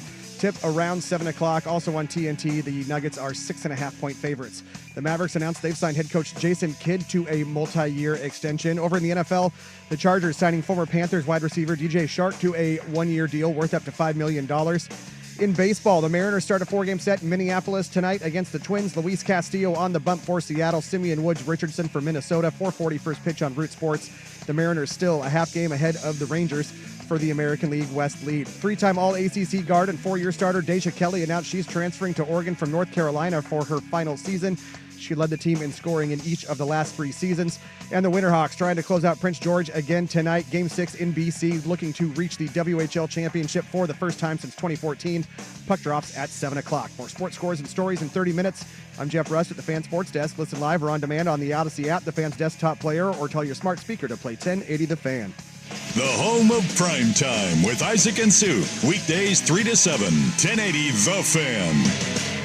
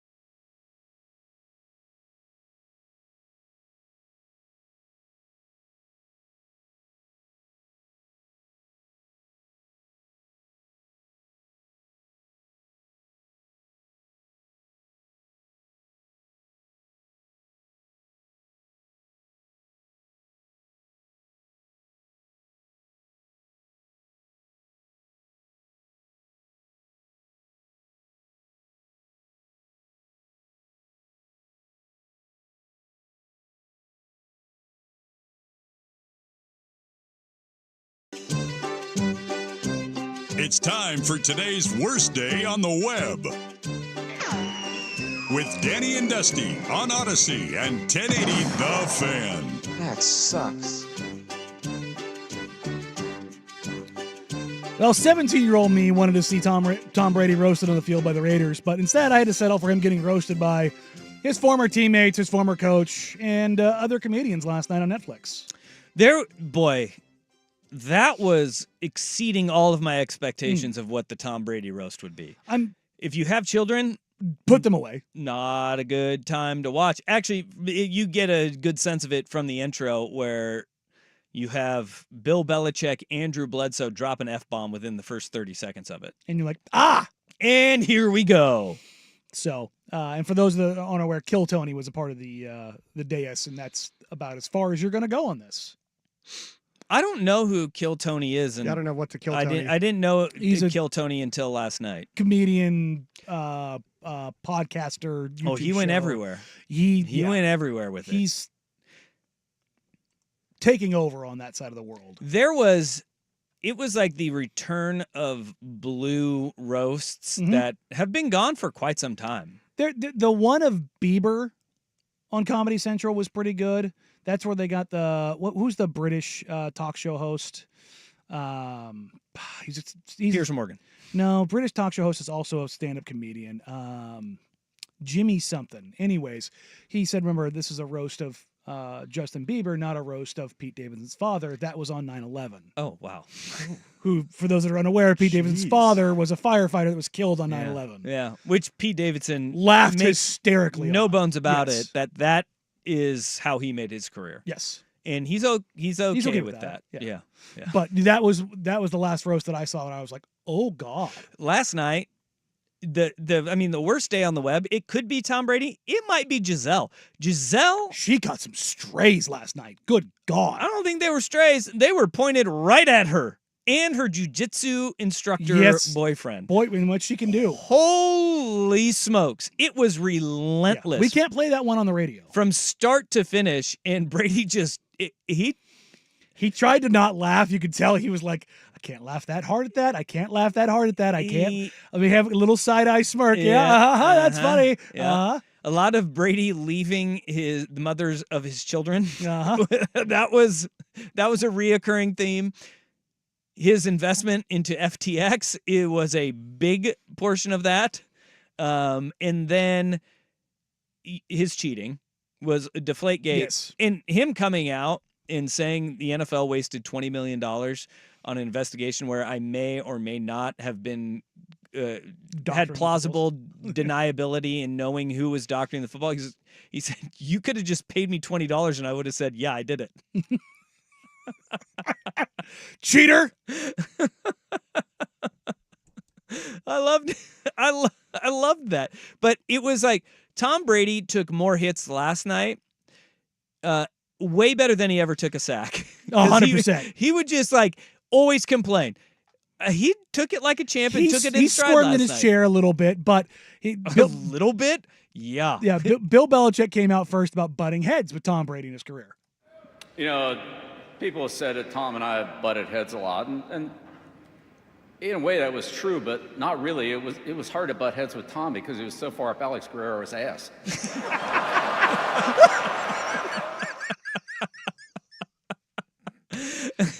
Yeah. Woo, buddy. Julian Edelman had another Guerrero shot that it was, we can't even air it. Nope. It was way worse. I don't think we can air anything Julian Edelman said last night, to be totally honest. I don't think he had a line that we can air. No. He was, there were a lot of guys that I was really impressed. Like Belichick, we've seen more personality out of Belichick from the McAfee Draftcast in this than we did in 20 plus years of him being a head coach. Yes. And that's everybody's like, how in the world did he relate to players? Did players play for him? But you always heard no, Bill was an actual dude, but it was really hard. He would never give it to the media. It wasn't like an onion that you had to peel back the layers. It took a lot concrete to just open the door. Yeah. But once you got the door open, he was a different guy who would crack jokes with guys, and he does have a good personality. And you're not successful as a coach if you can't connect with people. Not for that period of time. You can do it for not short at all. periods of time, but not over, essentially 20 years. And the guy who, Tom Brady took his job, Drew Bledsoe, was there as well. Buddy, you have more rings than I do, but I've experienced a couple things that you will never experience. The feeling of being the #1 overall draft pick in the NFL. And a 28th wedding anniversary. It was yesterday.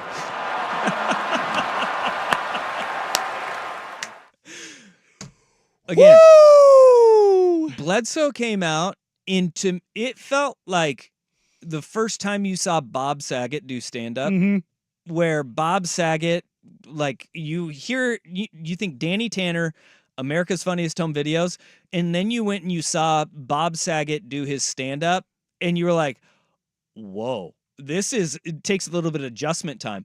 The amount of F-bombs that Bledsoe dropped, how blue he went in a lot of it, I was like, whoa, let's go, Drew, as he was sipping nothing but red wine, sticking to the brand loyalty there. There you go. The entire time. That was the one where it took me back the most because I expected out of Gronk. I expected out of Edelman. Sure as hell expected out of all the comedians. Yes. Like Burt Kreischer and Tom Segura went up there and they brought up like the traits of a psychopath. And they were like, they broke down one by one how Tom Brady is a psychopath. and we all need to be worried about him as a serial killer. Not that far off.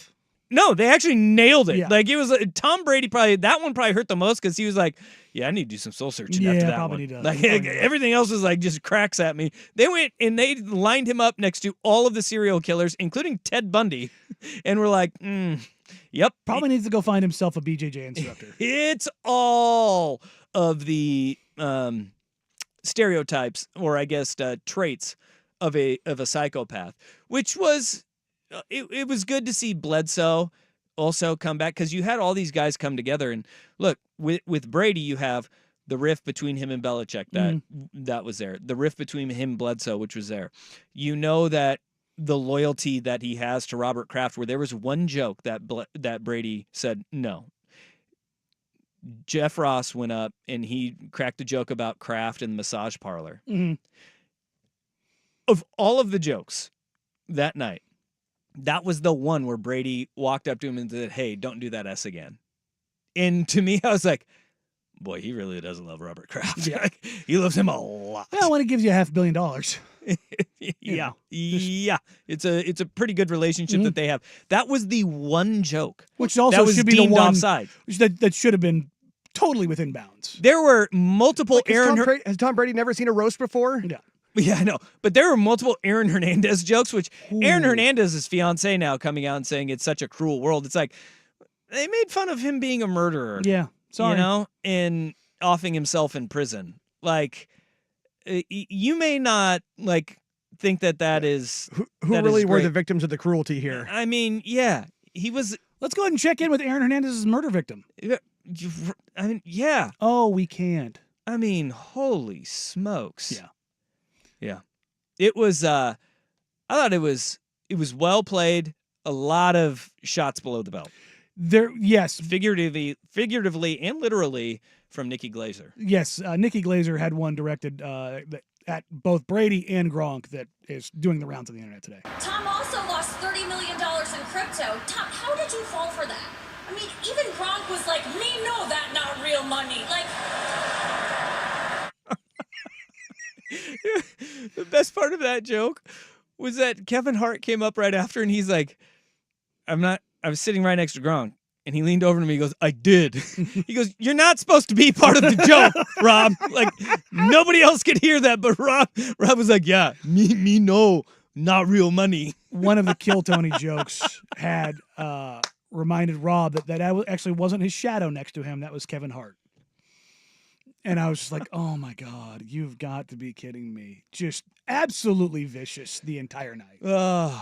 So, yeah, go out, watch it.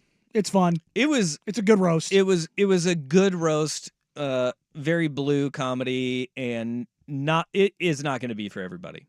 But Peyton Manning was there. Peyton took shots at Tom. But I thought the best shot landed on Twitter tonight this morning when Eli said, I would have gone to Tom's roast, but I didn't want to roast him for a third time. For a third time.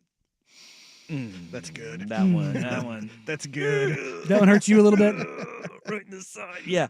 Yeah. Worst roaster of the night was Randy Moss. Which is really disappointing. It was. It was. You would have figured the old country boy would have had a little something.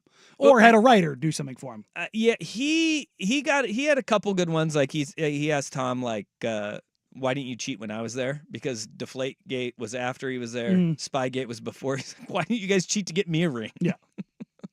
Which is That's pretty good. That was pretty good. Other than that, Randy was just okay. He was just fishing. Yeah, he was. There was a lot of fishing jokes at Randy's expense throughout the entire night. Well, when you just fish all the time. Yeah. That's what Randy, those that don't know, like that's what Randy Moss does. Is he just goes fishing. That's all he does. When he came to the Raiders, he bought a property, like one of the only properties you could find with a pond. Yeah. And would just fish. And like this text says, funny night, but a ton of teleprompter reading and stage stuff. All the jokes are written for them, guys. That is a roast, Yeah. that they're all written. And I thought Kevin Hart played into it perfectly when Gronk was up there and he's like, just sound it out, buddy. Belichick's one, like he's like looking back at the teleprompter back and forth, back and forth, back and forth. Just It's like sound it out. That's all the roast. And usually when you have actors or other comedians, their delivery is going to be much more smooth. Yeah, and they're also writing their own stuff. Yeah, with these guys, you have athletes here where like you really do sound it out, buddy. You'll get there eventually. It'll be okay. Nikki Glaser stole the show for me, though. She did. She was far and away the funniest person of the night. I mean, she's funny as hell. That's not a rarity. She's usually right up there on these roasts. Very vulgar. Yes. Very vulgar. Which, it can play in your favor sometimes. So, all right, coming up next, we had a finals or a game 7 in the NBA in the first round. What it means for a couple different teams in the Cavs and Magic going forward. Danny and Dusty, 10 fan.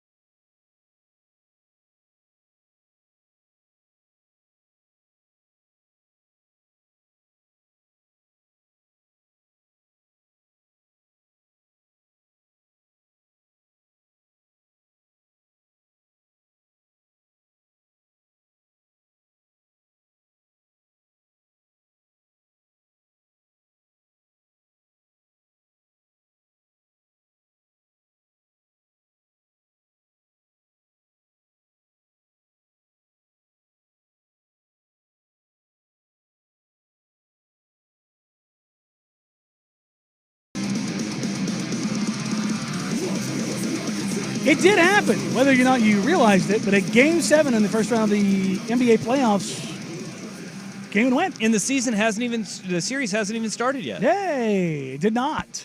Home team Never winning started. every game in the series between Cleveland and Orlando, and it looked a little bit spicy there for a minute as the Orlando Magic got up as many as 18 before falling dreadfully behind.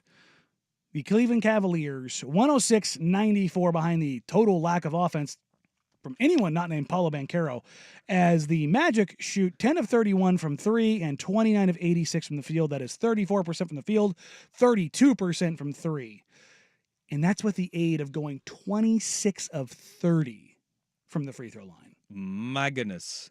And Banchero going to the free throw line all night long. There were 66 combined free throws in this game. He was lights out in that Game 7. Like, they lost 38-16, 2 and 3. Youngest player to ever score over 30 in a playoff game. I think Lou Dort had the record before. Lou Dort, the only player under 22 years old to score 30 points. Chris Paul OKC playoff team. Yeah, where he went for 30 on the dot, and then the list. That was the game that he got dumb hot from 3.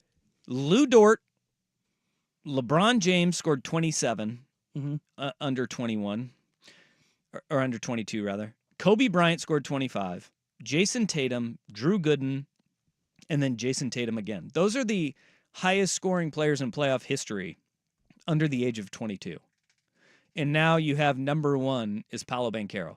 And there's a lot of reasons why Magic fans should be happy about the future with Paolo Banchero, because he has given you a ton of hope that he's going to be one of the next great bigs. And he's, what, 6'10"? Yeah.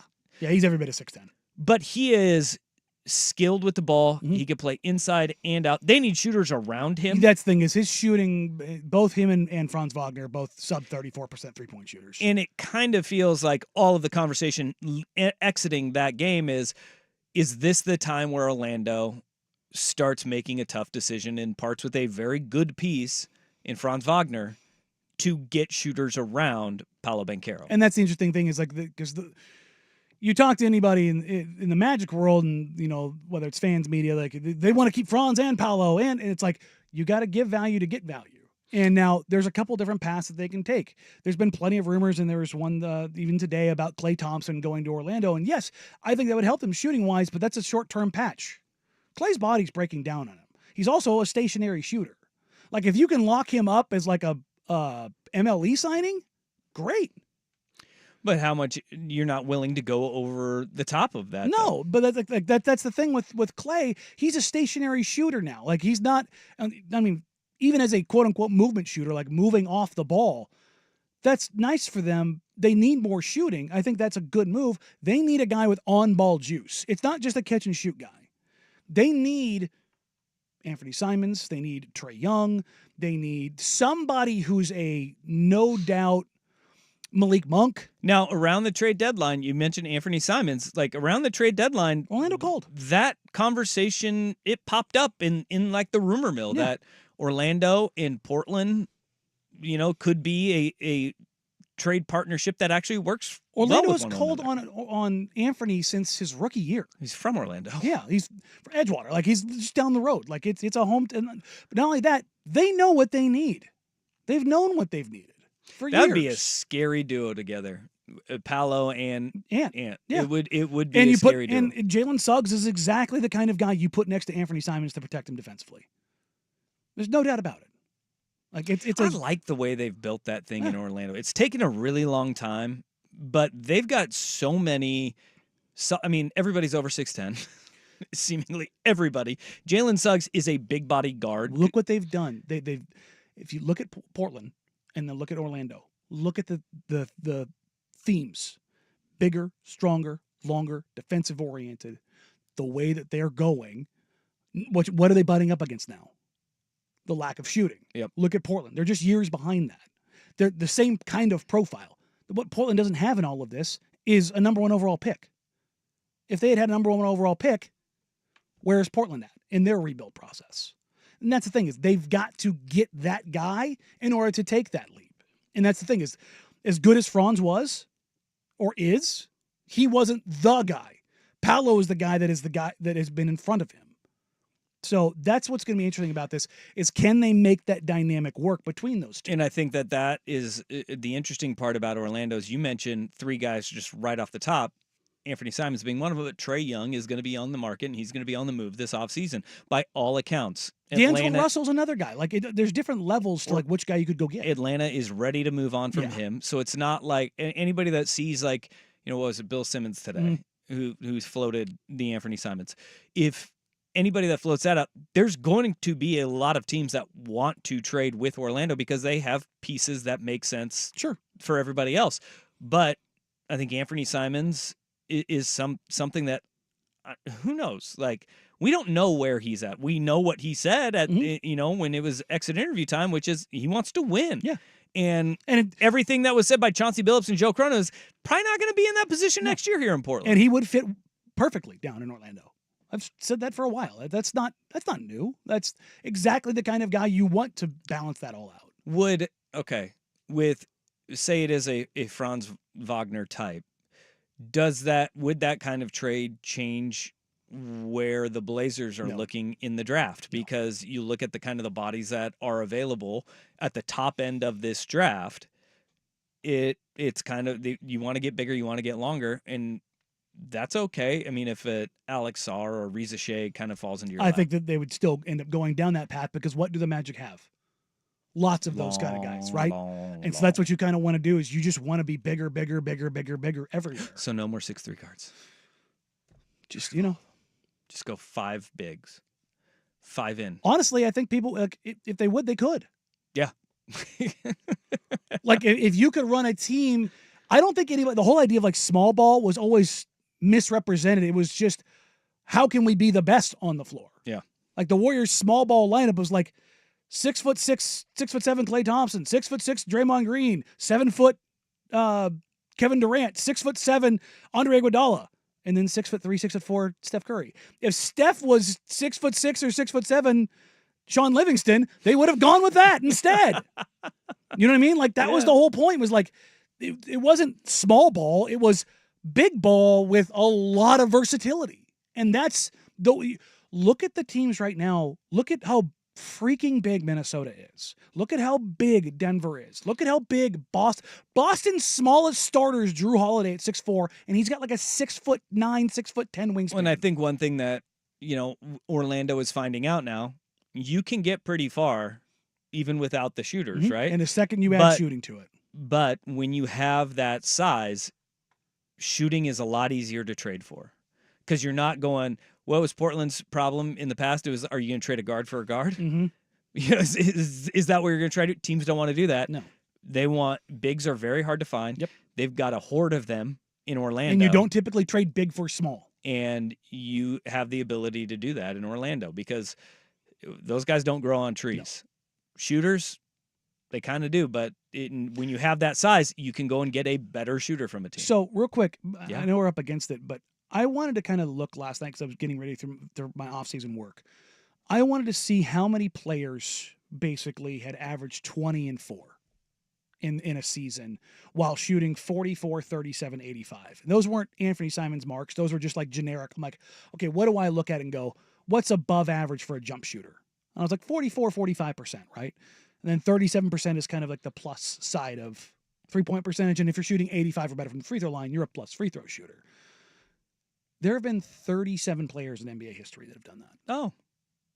Ant's one of those guys. It's what he's averaged for the last 2 years, is above those marks. So this whole idea of like, oh, that's an archetype that's readily available. It's not. So there's some give and take of like, yeah, you can find other guys that are doing it. Like Malcolm Brogdon's per 36 numbers are basically that. Tyler Herro, when he's healthy, has done that. But outside of that, you're looking at guys that are all-stars. Yeah. And I think with Ant, too, it's like when he's healthy, though, too. Yeah, I mean, he was healthy down the stretch. Yeah. So I think for the last 2 years, I think you could say that maybe he was probably shut down. So I wouldn't call him fragile. No, Pat Riley. Wouldn't do that. So, all right, coming up in hour number 3. Should the Denver Nuggets be scared? We'll get to that and more here on Danny and Dusty, 1080 The Fan.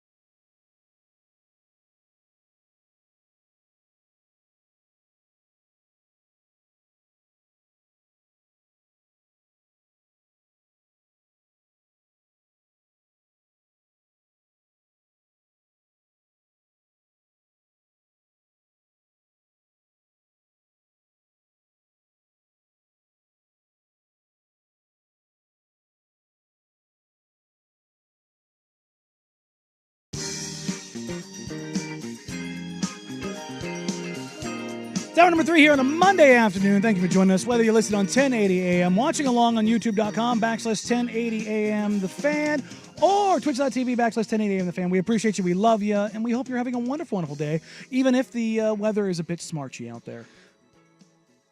It's going to get hot. So unless you're Jeff Rust or one of his cronies that hate the hot weather, you'll enjoy it. You'll enjoy it. Yeah. I'm ready for it. Sign me up. I'm ready for the furnace to be kicked on in this fair city of ours. Yeah, not in my house.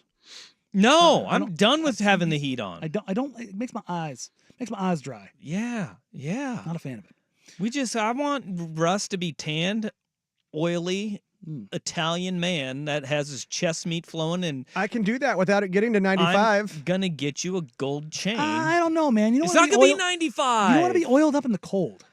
Yeah. Trust me. Wait, what? Like trying to catch the greased up deaf guy.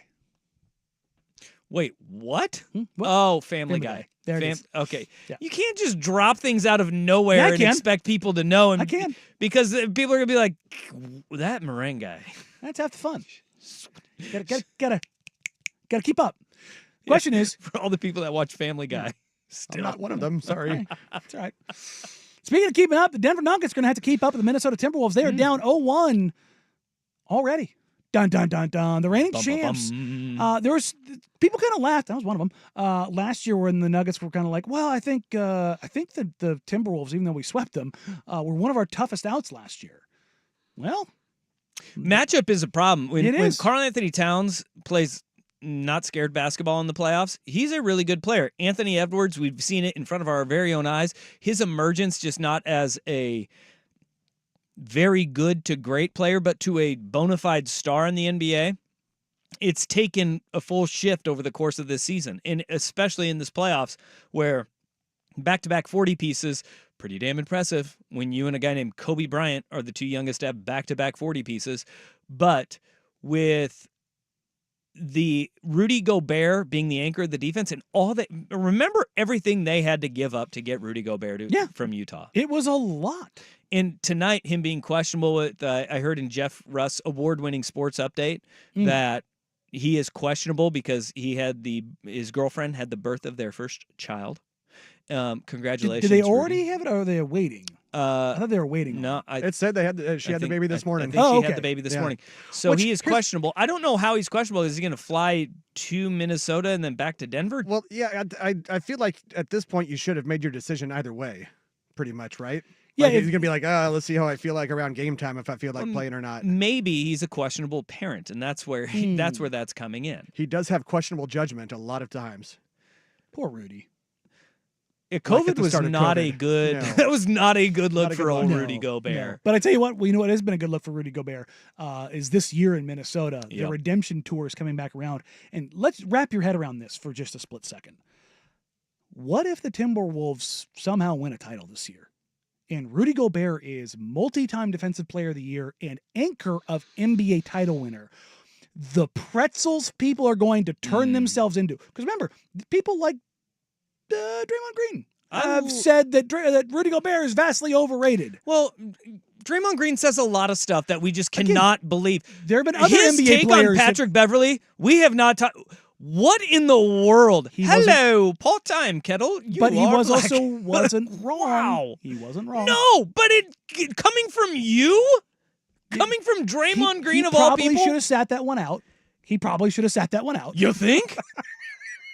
You think? But Draymond also not making a good decision? Yeah, it's weird. Or just like including yourself in that conversation too, having like a mere speck of awareness that I'm looking in the mirror at Pat Bev in his stupid antics. Really? Yeah. Okay. But you're going to have game 2 tonight, and you're not going to have Gobert, who did not have a massive impact on the game offensively, only 6 points, only took 6 shots. Well, most of that was because Anthony Edwards took 29. Yeah, but I don't care. Like, But this is Gobert- the perfect Rudy Gobert. 3 blocks, 13 rebounds, finished the shots that he needed to finish. You're going to need Cat to probably be a bit more aggressive. You're also going to need him to stay the hell out of foul trouble because, again, he had 5 bleeping fouls. Yeah. Did you catch Ant Edwards in the postgame interview last series? Yeah, where he said, Just stay out of foul trouble, dude. Can you stay on the floor? It's like, I just need, dude, stay. Like, stop doing. I think he said, "Stop doing stupid stuff." Was the quote. Like, yeah. And when you've got the 22-year-old who's done a scroll full of stupid stuff, telling you to not do stupid stuff, yeah, maybe it's time to grow up. Maybe. But you look at this Timberwolves team. Jaden McDaniels goes 0 for 7, but defensively is incredibly important for them. You look at their starting lineup outside of Towns. Naz Reid, he made an impact on that game too. Well, yeah, going 7, 11, 16 points, that's huge for them because they didn't get the scoring that they typically get from a Jaden McDaniels. He's going to be 12 to 15, and he's capable of doing that. It's the equalizer to that. And he's also if McDaniels going to have 6'9". if he's going to have a bad game, Naz Reid steps up, and that's what good teams in the playoffs do. And look, this was the first time we said it all throughout the Nuggets, Lakers series, where people are like, "Oh, Lakers are really close in this thing." What I thought Minnesota did spectacularly was they played the pacing of Denver to their advantage. Mm-hmm. And it's a really tough thing to do when you have a team that will just let you sucker punch them for 3 quarters. Rope-a-dope. And then all of a sudden they just come out and step on your throat in the fourth quarter. The interesting thing here is that the one line that I look at when I look at the box score and kind of watching the game, Jokic took 9 threes. You know why? Because when he goes inside, he's got Gobert on one side, he's got Cat on the other, and he's got 6'10" Jaden McDaniels helping in from the corner.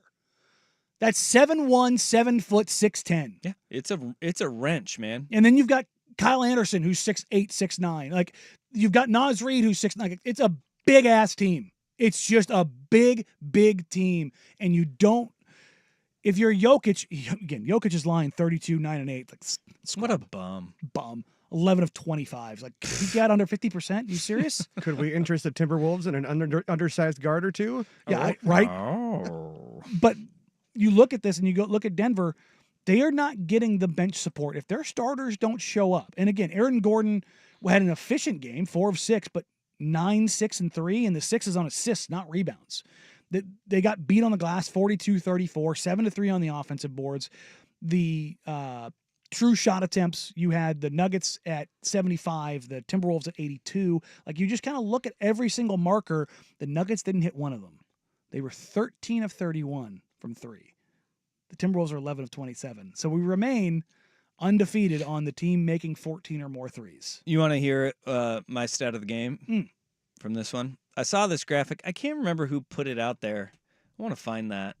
But Mike Conley is the only remaining starter in the NBA playoffs born in the 80s.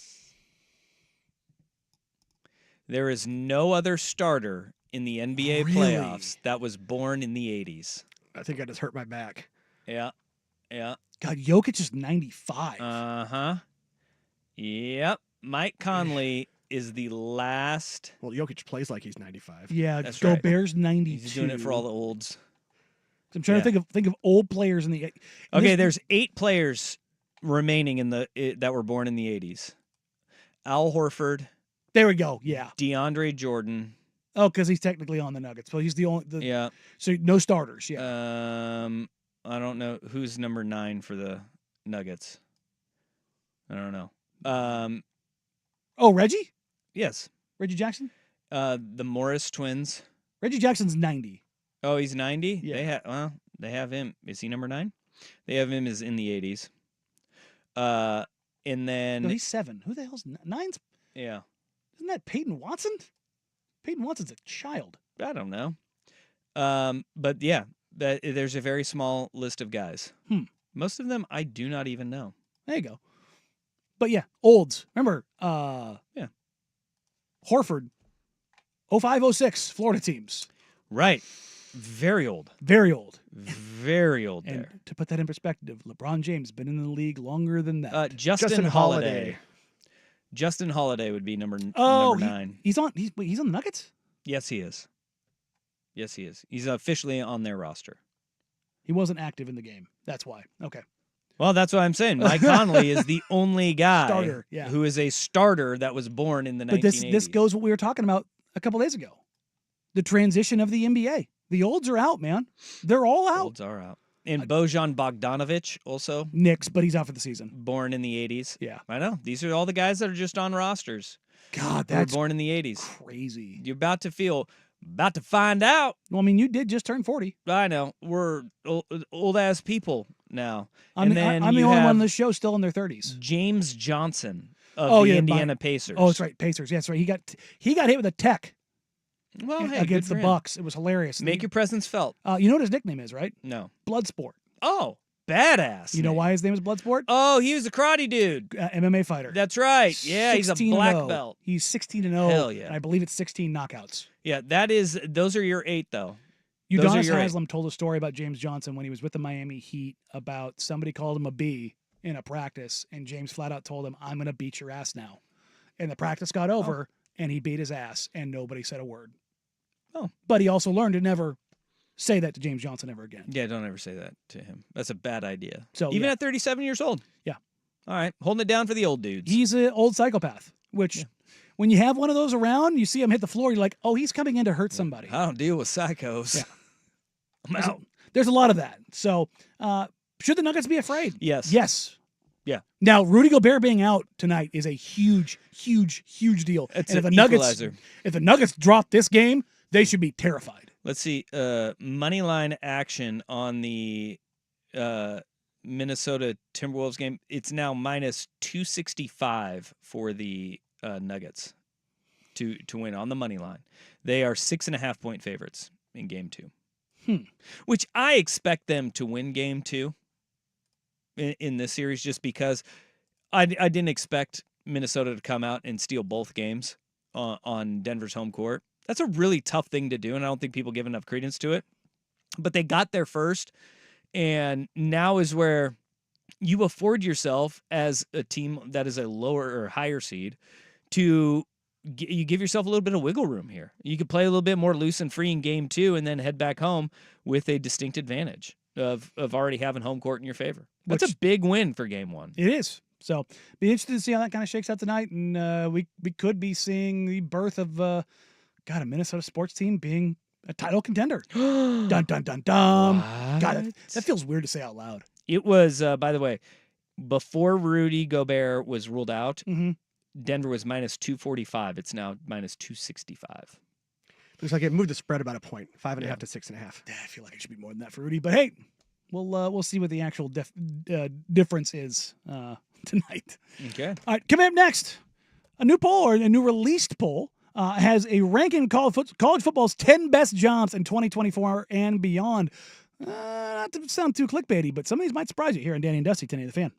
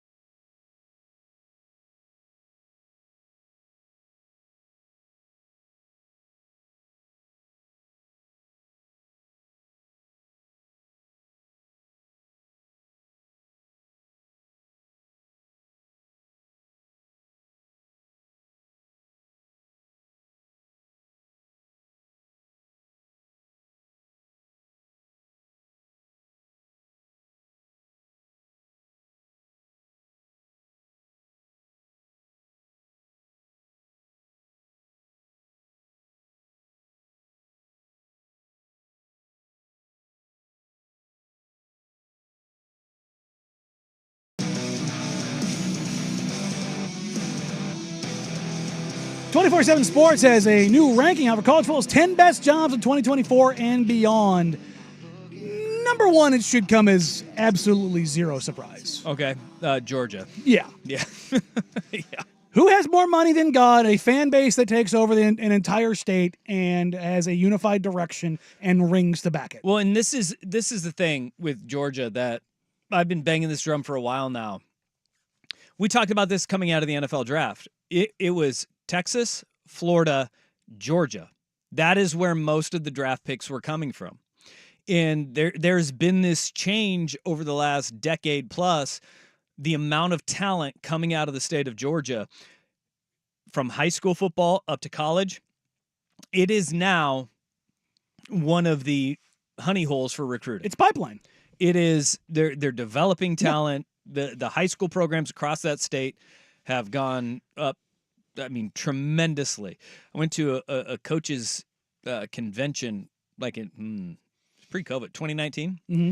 And there were coaches from Georgia who are like, they get the Texas type coaching deals where you get your house, you get your car, Six you get your figures. wife's car, 6 figures to coach high school High football. school. Like it is, everything is You kind bring of your been staff and they all make money too. moving that Yeah. way to where it's a recruiting giant now. Mm-hmm. And when you have a university that they want to play ball that way, look, everybody was like, how can Mark Richt not get over the hump at Georgia? Well, Kirby Smart has, and they're doing it in spades. That is a powerhouse of a program. The interesting thing here is that Texas comes in at number 2. When Yeah. you talk about unified vision and alignment throughout the entirety of the school on the athletic and academic side, but that doesn't really hold true for Texas. The number one thing is they have more money than anyone and more oomph than anyone else when it comes to resources. Well, and I think one thing that has changed at the University of Texas, that it was a mess because you had too many cooks in the kitchen, right? And it kills a bunch of programs. And Chris Del Conte, who came from TCU over to the University of Texas, he has done a really good job of narrowing the focus and the vision of the athletic department. They had more money than they know what to do with at the University of Texas. Now you look at it, and Texas A&M is going through the problem and still going through the problem that Texas was going through after Mac Brown. Mac Brown was like the CEO of the entire athletic department. When he left, so Vacuum. did their vision. Yeah. And everybody thought they had the better idea of how Texas should be run.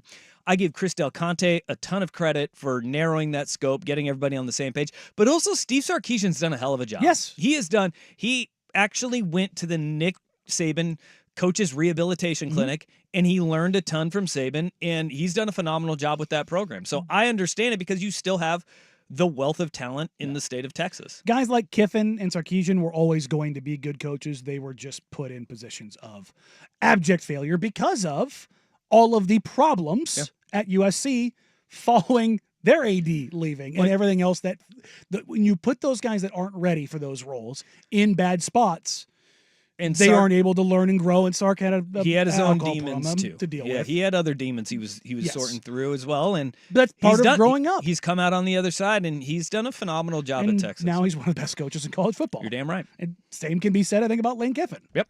Lane's So- done an amazing job at Ole Miss.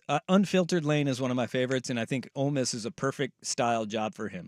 It's a big-time job, not in a big-time area. And expectations are low, but he knocks it out of the park. A little lower. Yeah. You're not Vanderbilt, but you're up to a little bit. Numbers 3, 4, and 5 also shouldn't surprise. Ohio State, LSU, and Alabama. Alabama obviously falling a little back behind here because, well, the ghost of Nick Saban. Yeah, and you don't know what you're going to – Kalen DeBoer is a hell of a football coach, and I think he will do a good job, and I think that him being the man to follow Nick Saban is really good because he is carving his own path, whether people at Alabama are fully embracing that now or not. We'll see kind of what happens there, but I can understand why they're at 5th.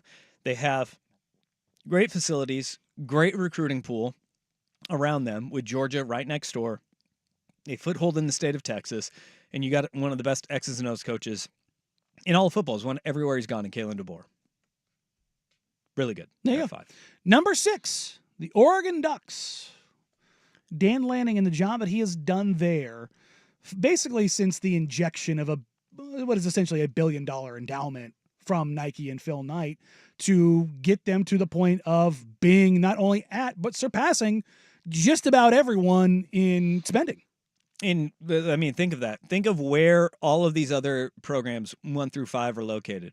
Alabama, Louisiana, Ohio, Texas, Georgia. They're all within a block of each other in the middle of the country. They are Oregon out west, and this being on 24/7 Sports is, I mean, it being the only school in this top 10 in the West, I think it's a credit to that influx of money that you're talking about, and it makes it a lot easier for your athletic director and Rob Mullins to narrow that focus because there's only a handful of cooks that you need to keep happy, right? Now, it's not just Phil Knight they need to keep happy. There are some deep pockets there, but when you have the financial backing and everybody is pulling in the right direction, now you have, and look, Willie Taggart and Mario Cristobal deserve a ton of credit for shedding the label of you can't recruit to Eugene. Because albeit in Taggart's very small time there, the recruiting took an uptick, and then Cristobal took it up even higher. Let me show you how to properly use the bag. Lanning has taken it to a completely different level. I mean, you think of where they were at with the high school recruiting rankings for 2024 class. They were third in the country. And then now they have, according to 24/7, the number 2 transfer portal recruiting class in the country. So high school and portal, they're using very effectively. They've done a great job of branding the product and using the Nike backing, using the uniforms that this started 20 plus years ago. Yeah, when's the uniform release coming? It'll be this summer. Okay. They usually do it around like July-ish. So they keep teasing it over and over and over again. But Lanning has taken this to another level. And especially then I think not taking the Alabama job. Coming out in the way he did. Weirdly enough, saying no to a job probably was one of the biggest boons Oregon's ever had, because Oregon in the past was seen as, it's my spot unless X job comes open.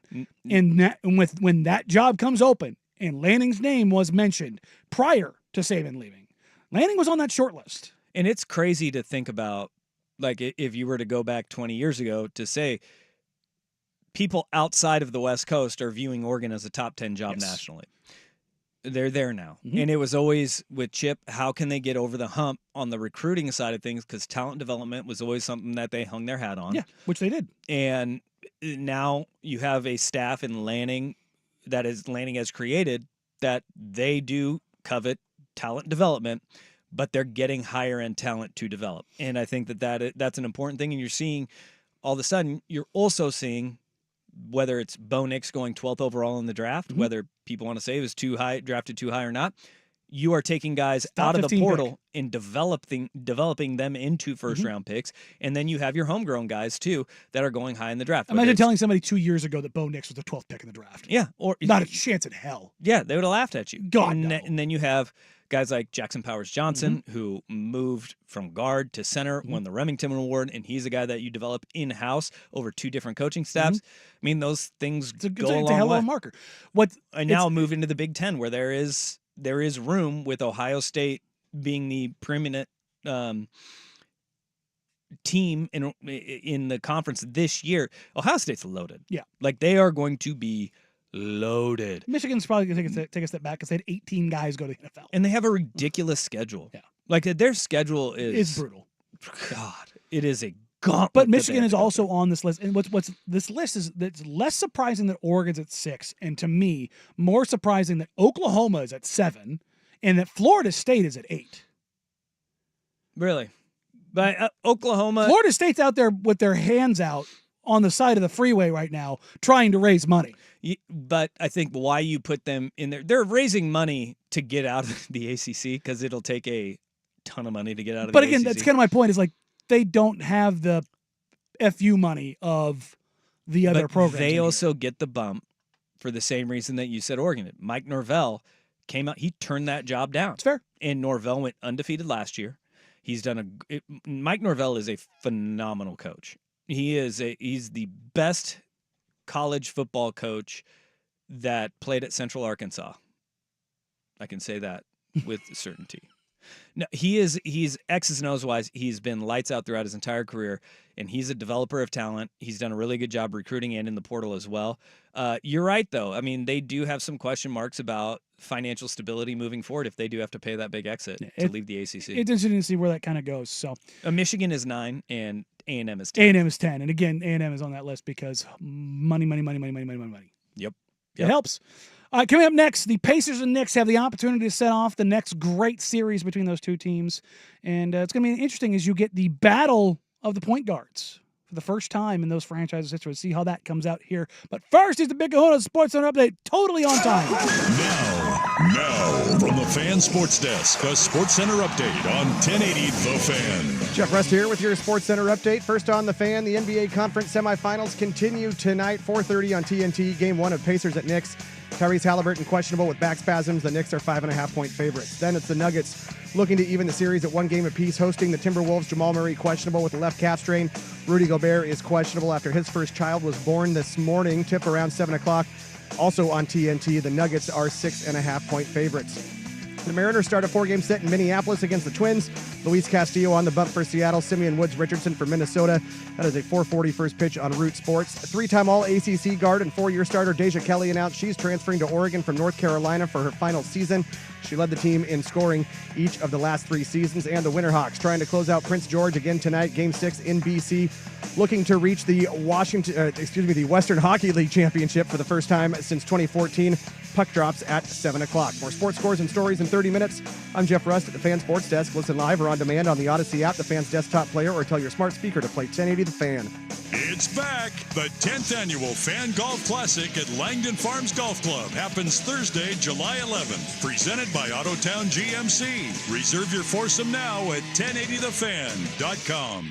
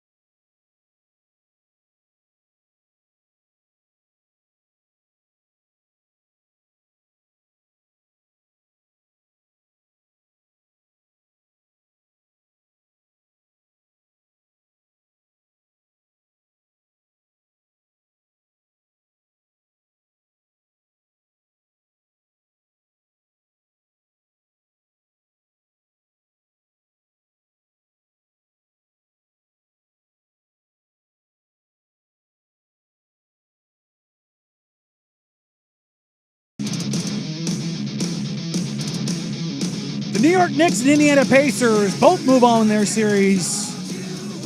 And they got a fun little meeting coming up here.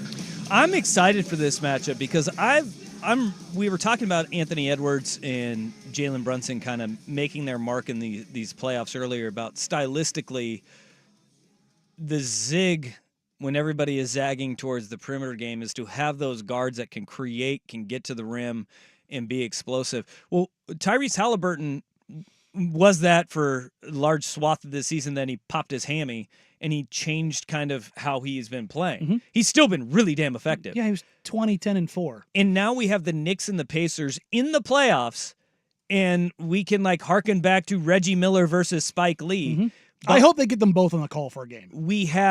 We can have Halliburton and Brunson as a matchup in what is historically a great rivalry that you would never assume would be a rivalry because why would New York City and Indianapolis, Indiana ever have beef with each other? Well, basketball. That's why. And Madison Square Garden tonight, I've already seen pictures of every seat in MSG has got a t-shirt on it. Mm-hmm. James Dolan dished out the big t-shirt budget today.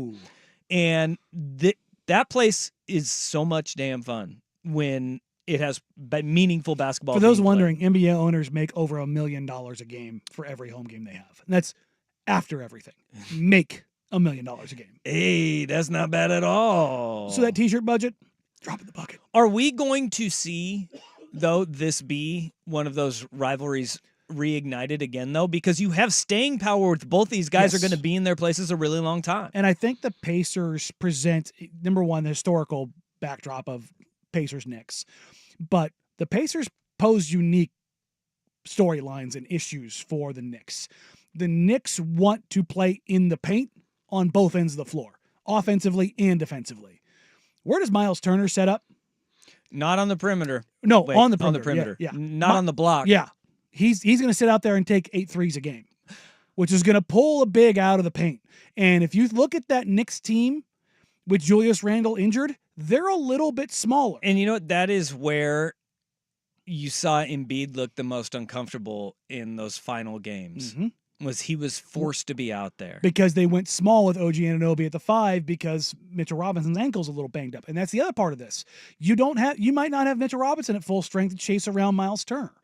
You also get the teammate matchup. OG Anunoby against Pascal Siakam.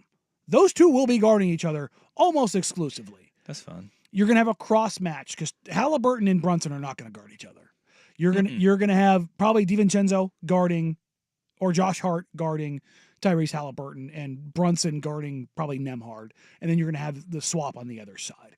So you're not going to get that kind of matchup. But what's going to be interesting is the Pacers, even in the playoffs, want to push pace. The Knicks want to grind this game into dust. So it's not just a nickname. It's what they do. Pacers. Pacing. Hey. But they want to push.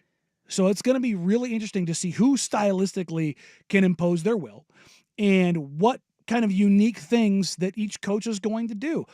Carlisle's a hell of a coach. Remember, let's not forget, Carlisle's a title-winning coach. He's a very good adjustments guy, but he doesn't do adjustments as much in-game as much as he does game-to-game. So it's going to be interesting to see kind of how those chess matches shake out. But I think you have some really, really interesting opportunities for both teams here because Pascal Siakam on one side, Brunson on the other, where those are kind of your offensive engine, so to speak, as you're scoring. The Pacers have more scoring options. As well as the Knicks have done and as good as they looked against the 76ers, the Pacers are going to be interesting there. They had to worry about two guys. Yes. They had to worry about Embiid and Tyrese Maxey. Yeah. You cannot play the Indiana Pacers with just, hey, we need to eliminate two guys. There is much more. And especially, it's kind of crazy that almost in this matchup, the way Halliburton has been playing, it kind of feeds into more of getting through this round for Indiana, which, I mean, I would have loved to see New York at full strength with Julius Randle being healthy and available for this too, because I think that opens it up to more options for New York. But now you have to go, who are you going to stop? Halliburton, Siakam, Turner on the outside, takes away guys in the middle. And Obi Toppin was a guy who has basically won them 2 games in the last series. And he's a former New York Nick. There you go. Ding, ding, ding, ding, ding, ding. I love it. And There's a lot of really good storylines in the series. The Eastern Conference, I think, has got way more intriguing matchups in the conference semifinals. The Minnesota-Denver one, obviously Minnesota taking game one, that opens this thing up, and you're like, yeah, all right, let's go. But Indiana and New York, and then on the flip side, what we have getting going was it tomorrow. Tomorrow we get Boston and Cleveland. Yes, I'm intrigued by both of those matchups. Way more. They aren't sexy, but they're going to be interesting. The Mavs Thunder does not do it for me. Really? No. I mean, if I'm power ranking all of these, I think it'll be a good series, but I don't. It's not as on my radar as much. Probably the second, third MVP. I don't guys care in SGA. I and know. Luka. Yeah, no. I am more Really? yes, because Boston in Cleveland ducked, and they tanked at the end of the regular season. They did. To get into this spot where they got to the next round to play Orlando, Mm-hmm. and then they get Boston, which still has a ton that they need to prove. Kristaps Porzingis is not going to be playing in this, so they're going to be knocked down a peg. And so now you have these battle of two worlds. Is it going to be enough? If Cleveland upsets Boston, my God. And that's the thing is My that God. with the way that Boston looked in that Miami series. It was just a gentleman's sweep. The only reason why they lost the game is because it was literally historical legendary shooting from Miami. Okay, it was an incredible performance in that game. Mm-hmm. However, we still have got this dangling in the back of our heads. Can Boston get it done? Yeah. And that was a Miami team that Jimmy Butler, according to Pat Riley, needs to shut his mouth and not talk about teams when he's not playing. Yep. But at the same token, Jimmy Butler wasn't in that series either. No. And when you take Jimmy Butler off the floor, Miami's a completely different team. Yeah, and you take Tyler Hero off the floor, and you take Jaime Jaquez off the floor, and Yeah. they were cooked to begin with. Like I had my fun, but Yeah. they were cooked from the jump. And look, I think it says all four of the matchups that we have, I think are all great. Mm-hmm. Like Dallas and Oklahoma City, sure, yeah, like you do have Luka, Kyrie, Chet, SGA. That's fun. Mm-hmm. That's going to be really fun basketball. But I think the storylines of the other ones, they get my juices going a little bit more. These 8 teams being the 8 teams left, or I should say 16 teams being left. No, 8 teams. 8 teams. Yeah, thank you. I don't math very well, apparently. Yeah, I was like, but yeah, no, 16 is when you start. I don't think anybody would have got it right at the start of the season. These being the ones left. It's an interesting spot. So we'll be back after this, and we get you ready for Isaac Gasuk here on Danny and Dusty, Today the Fan.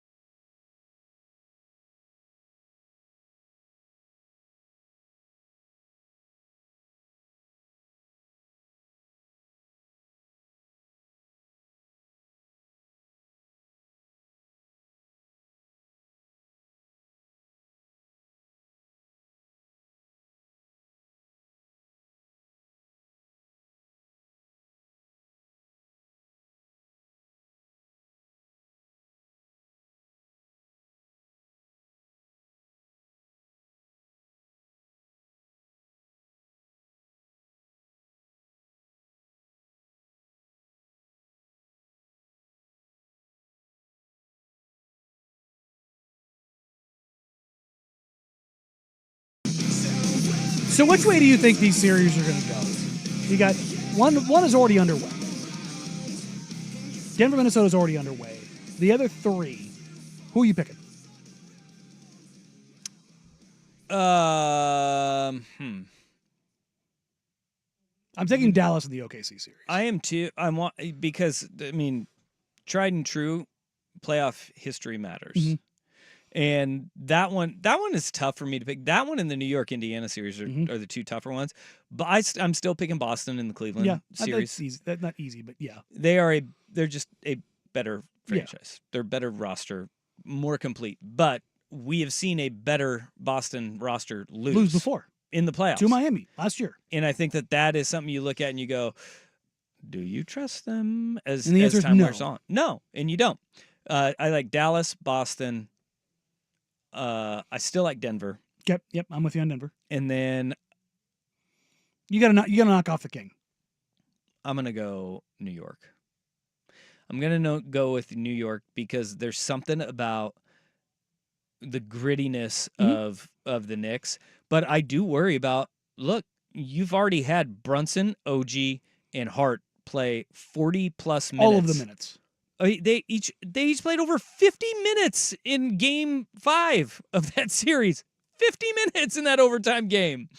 And so I will go New York, but if Indiana drags this thing out and they want to play that tempo and you run for 48 minutes against New York, they could wear down in that series, and it gives them a puncher's chance.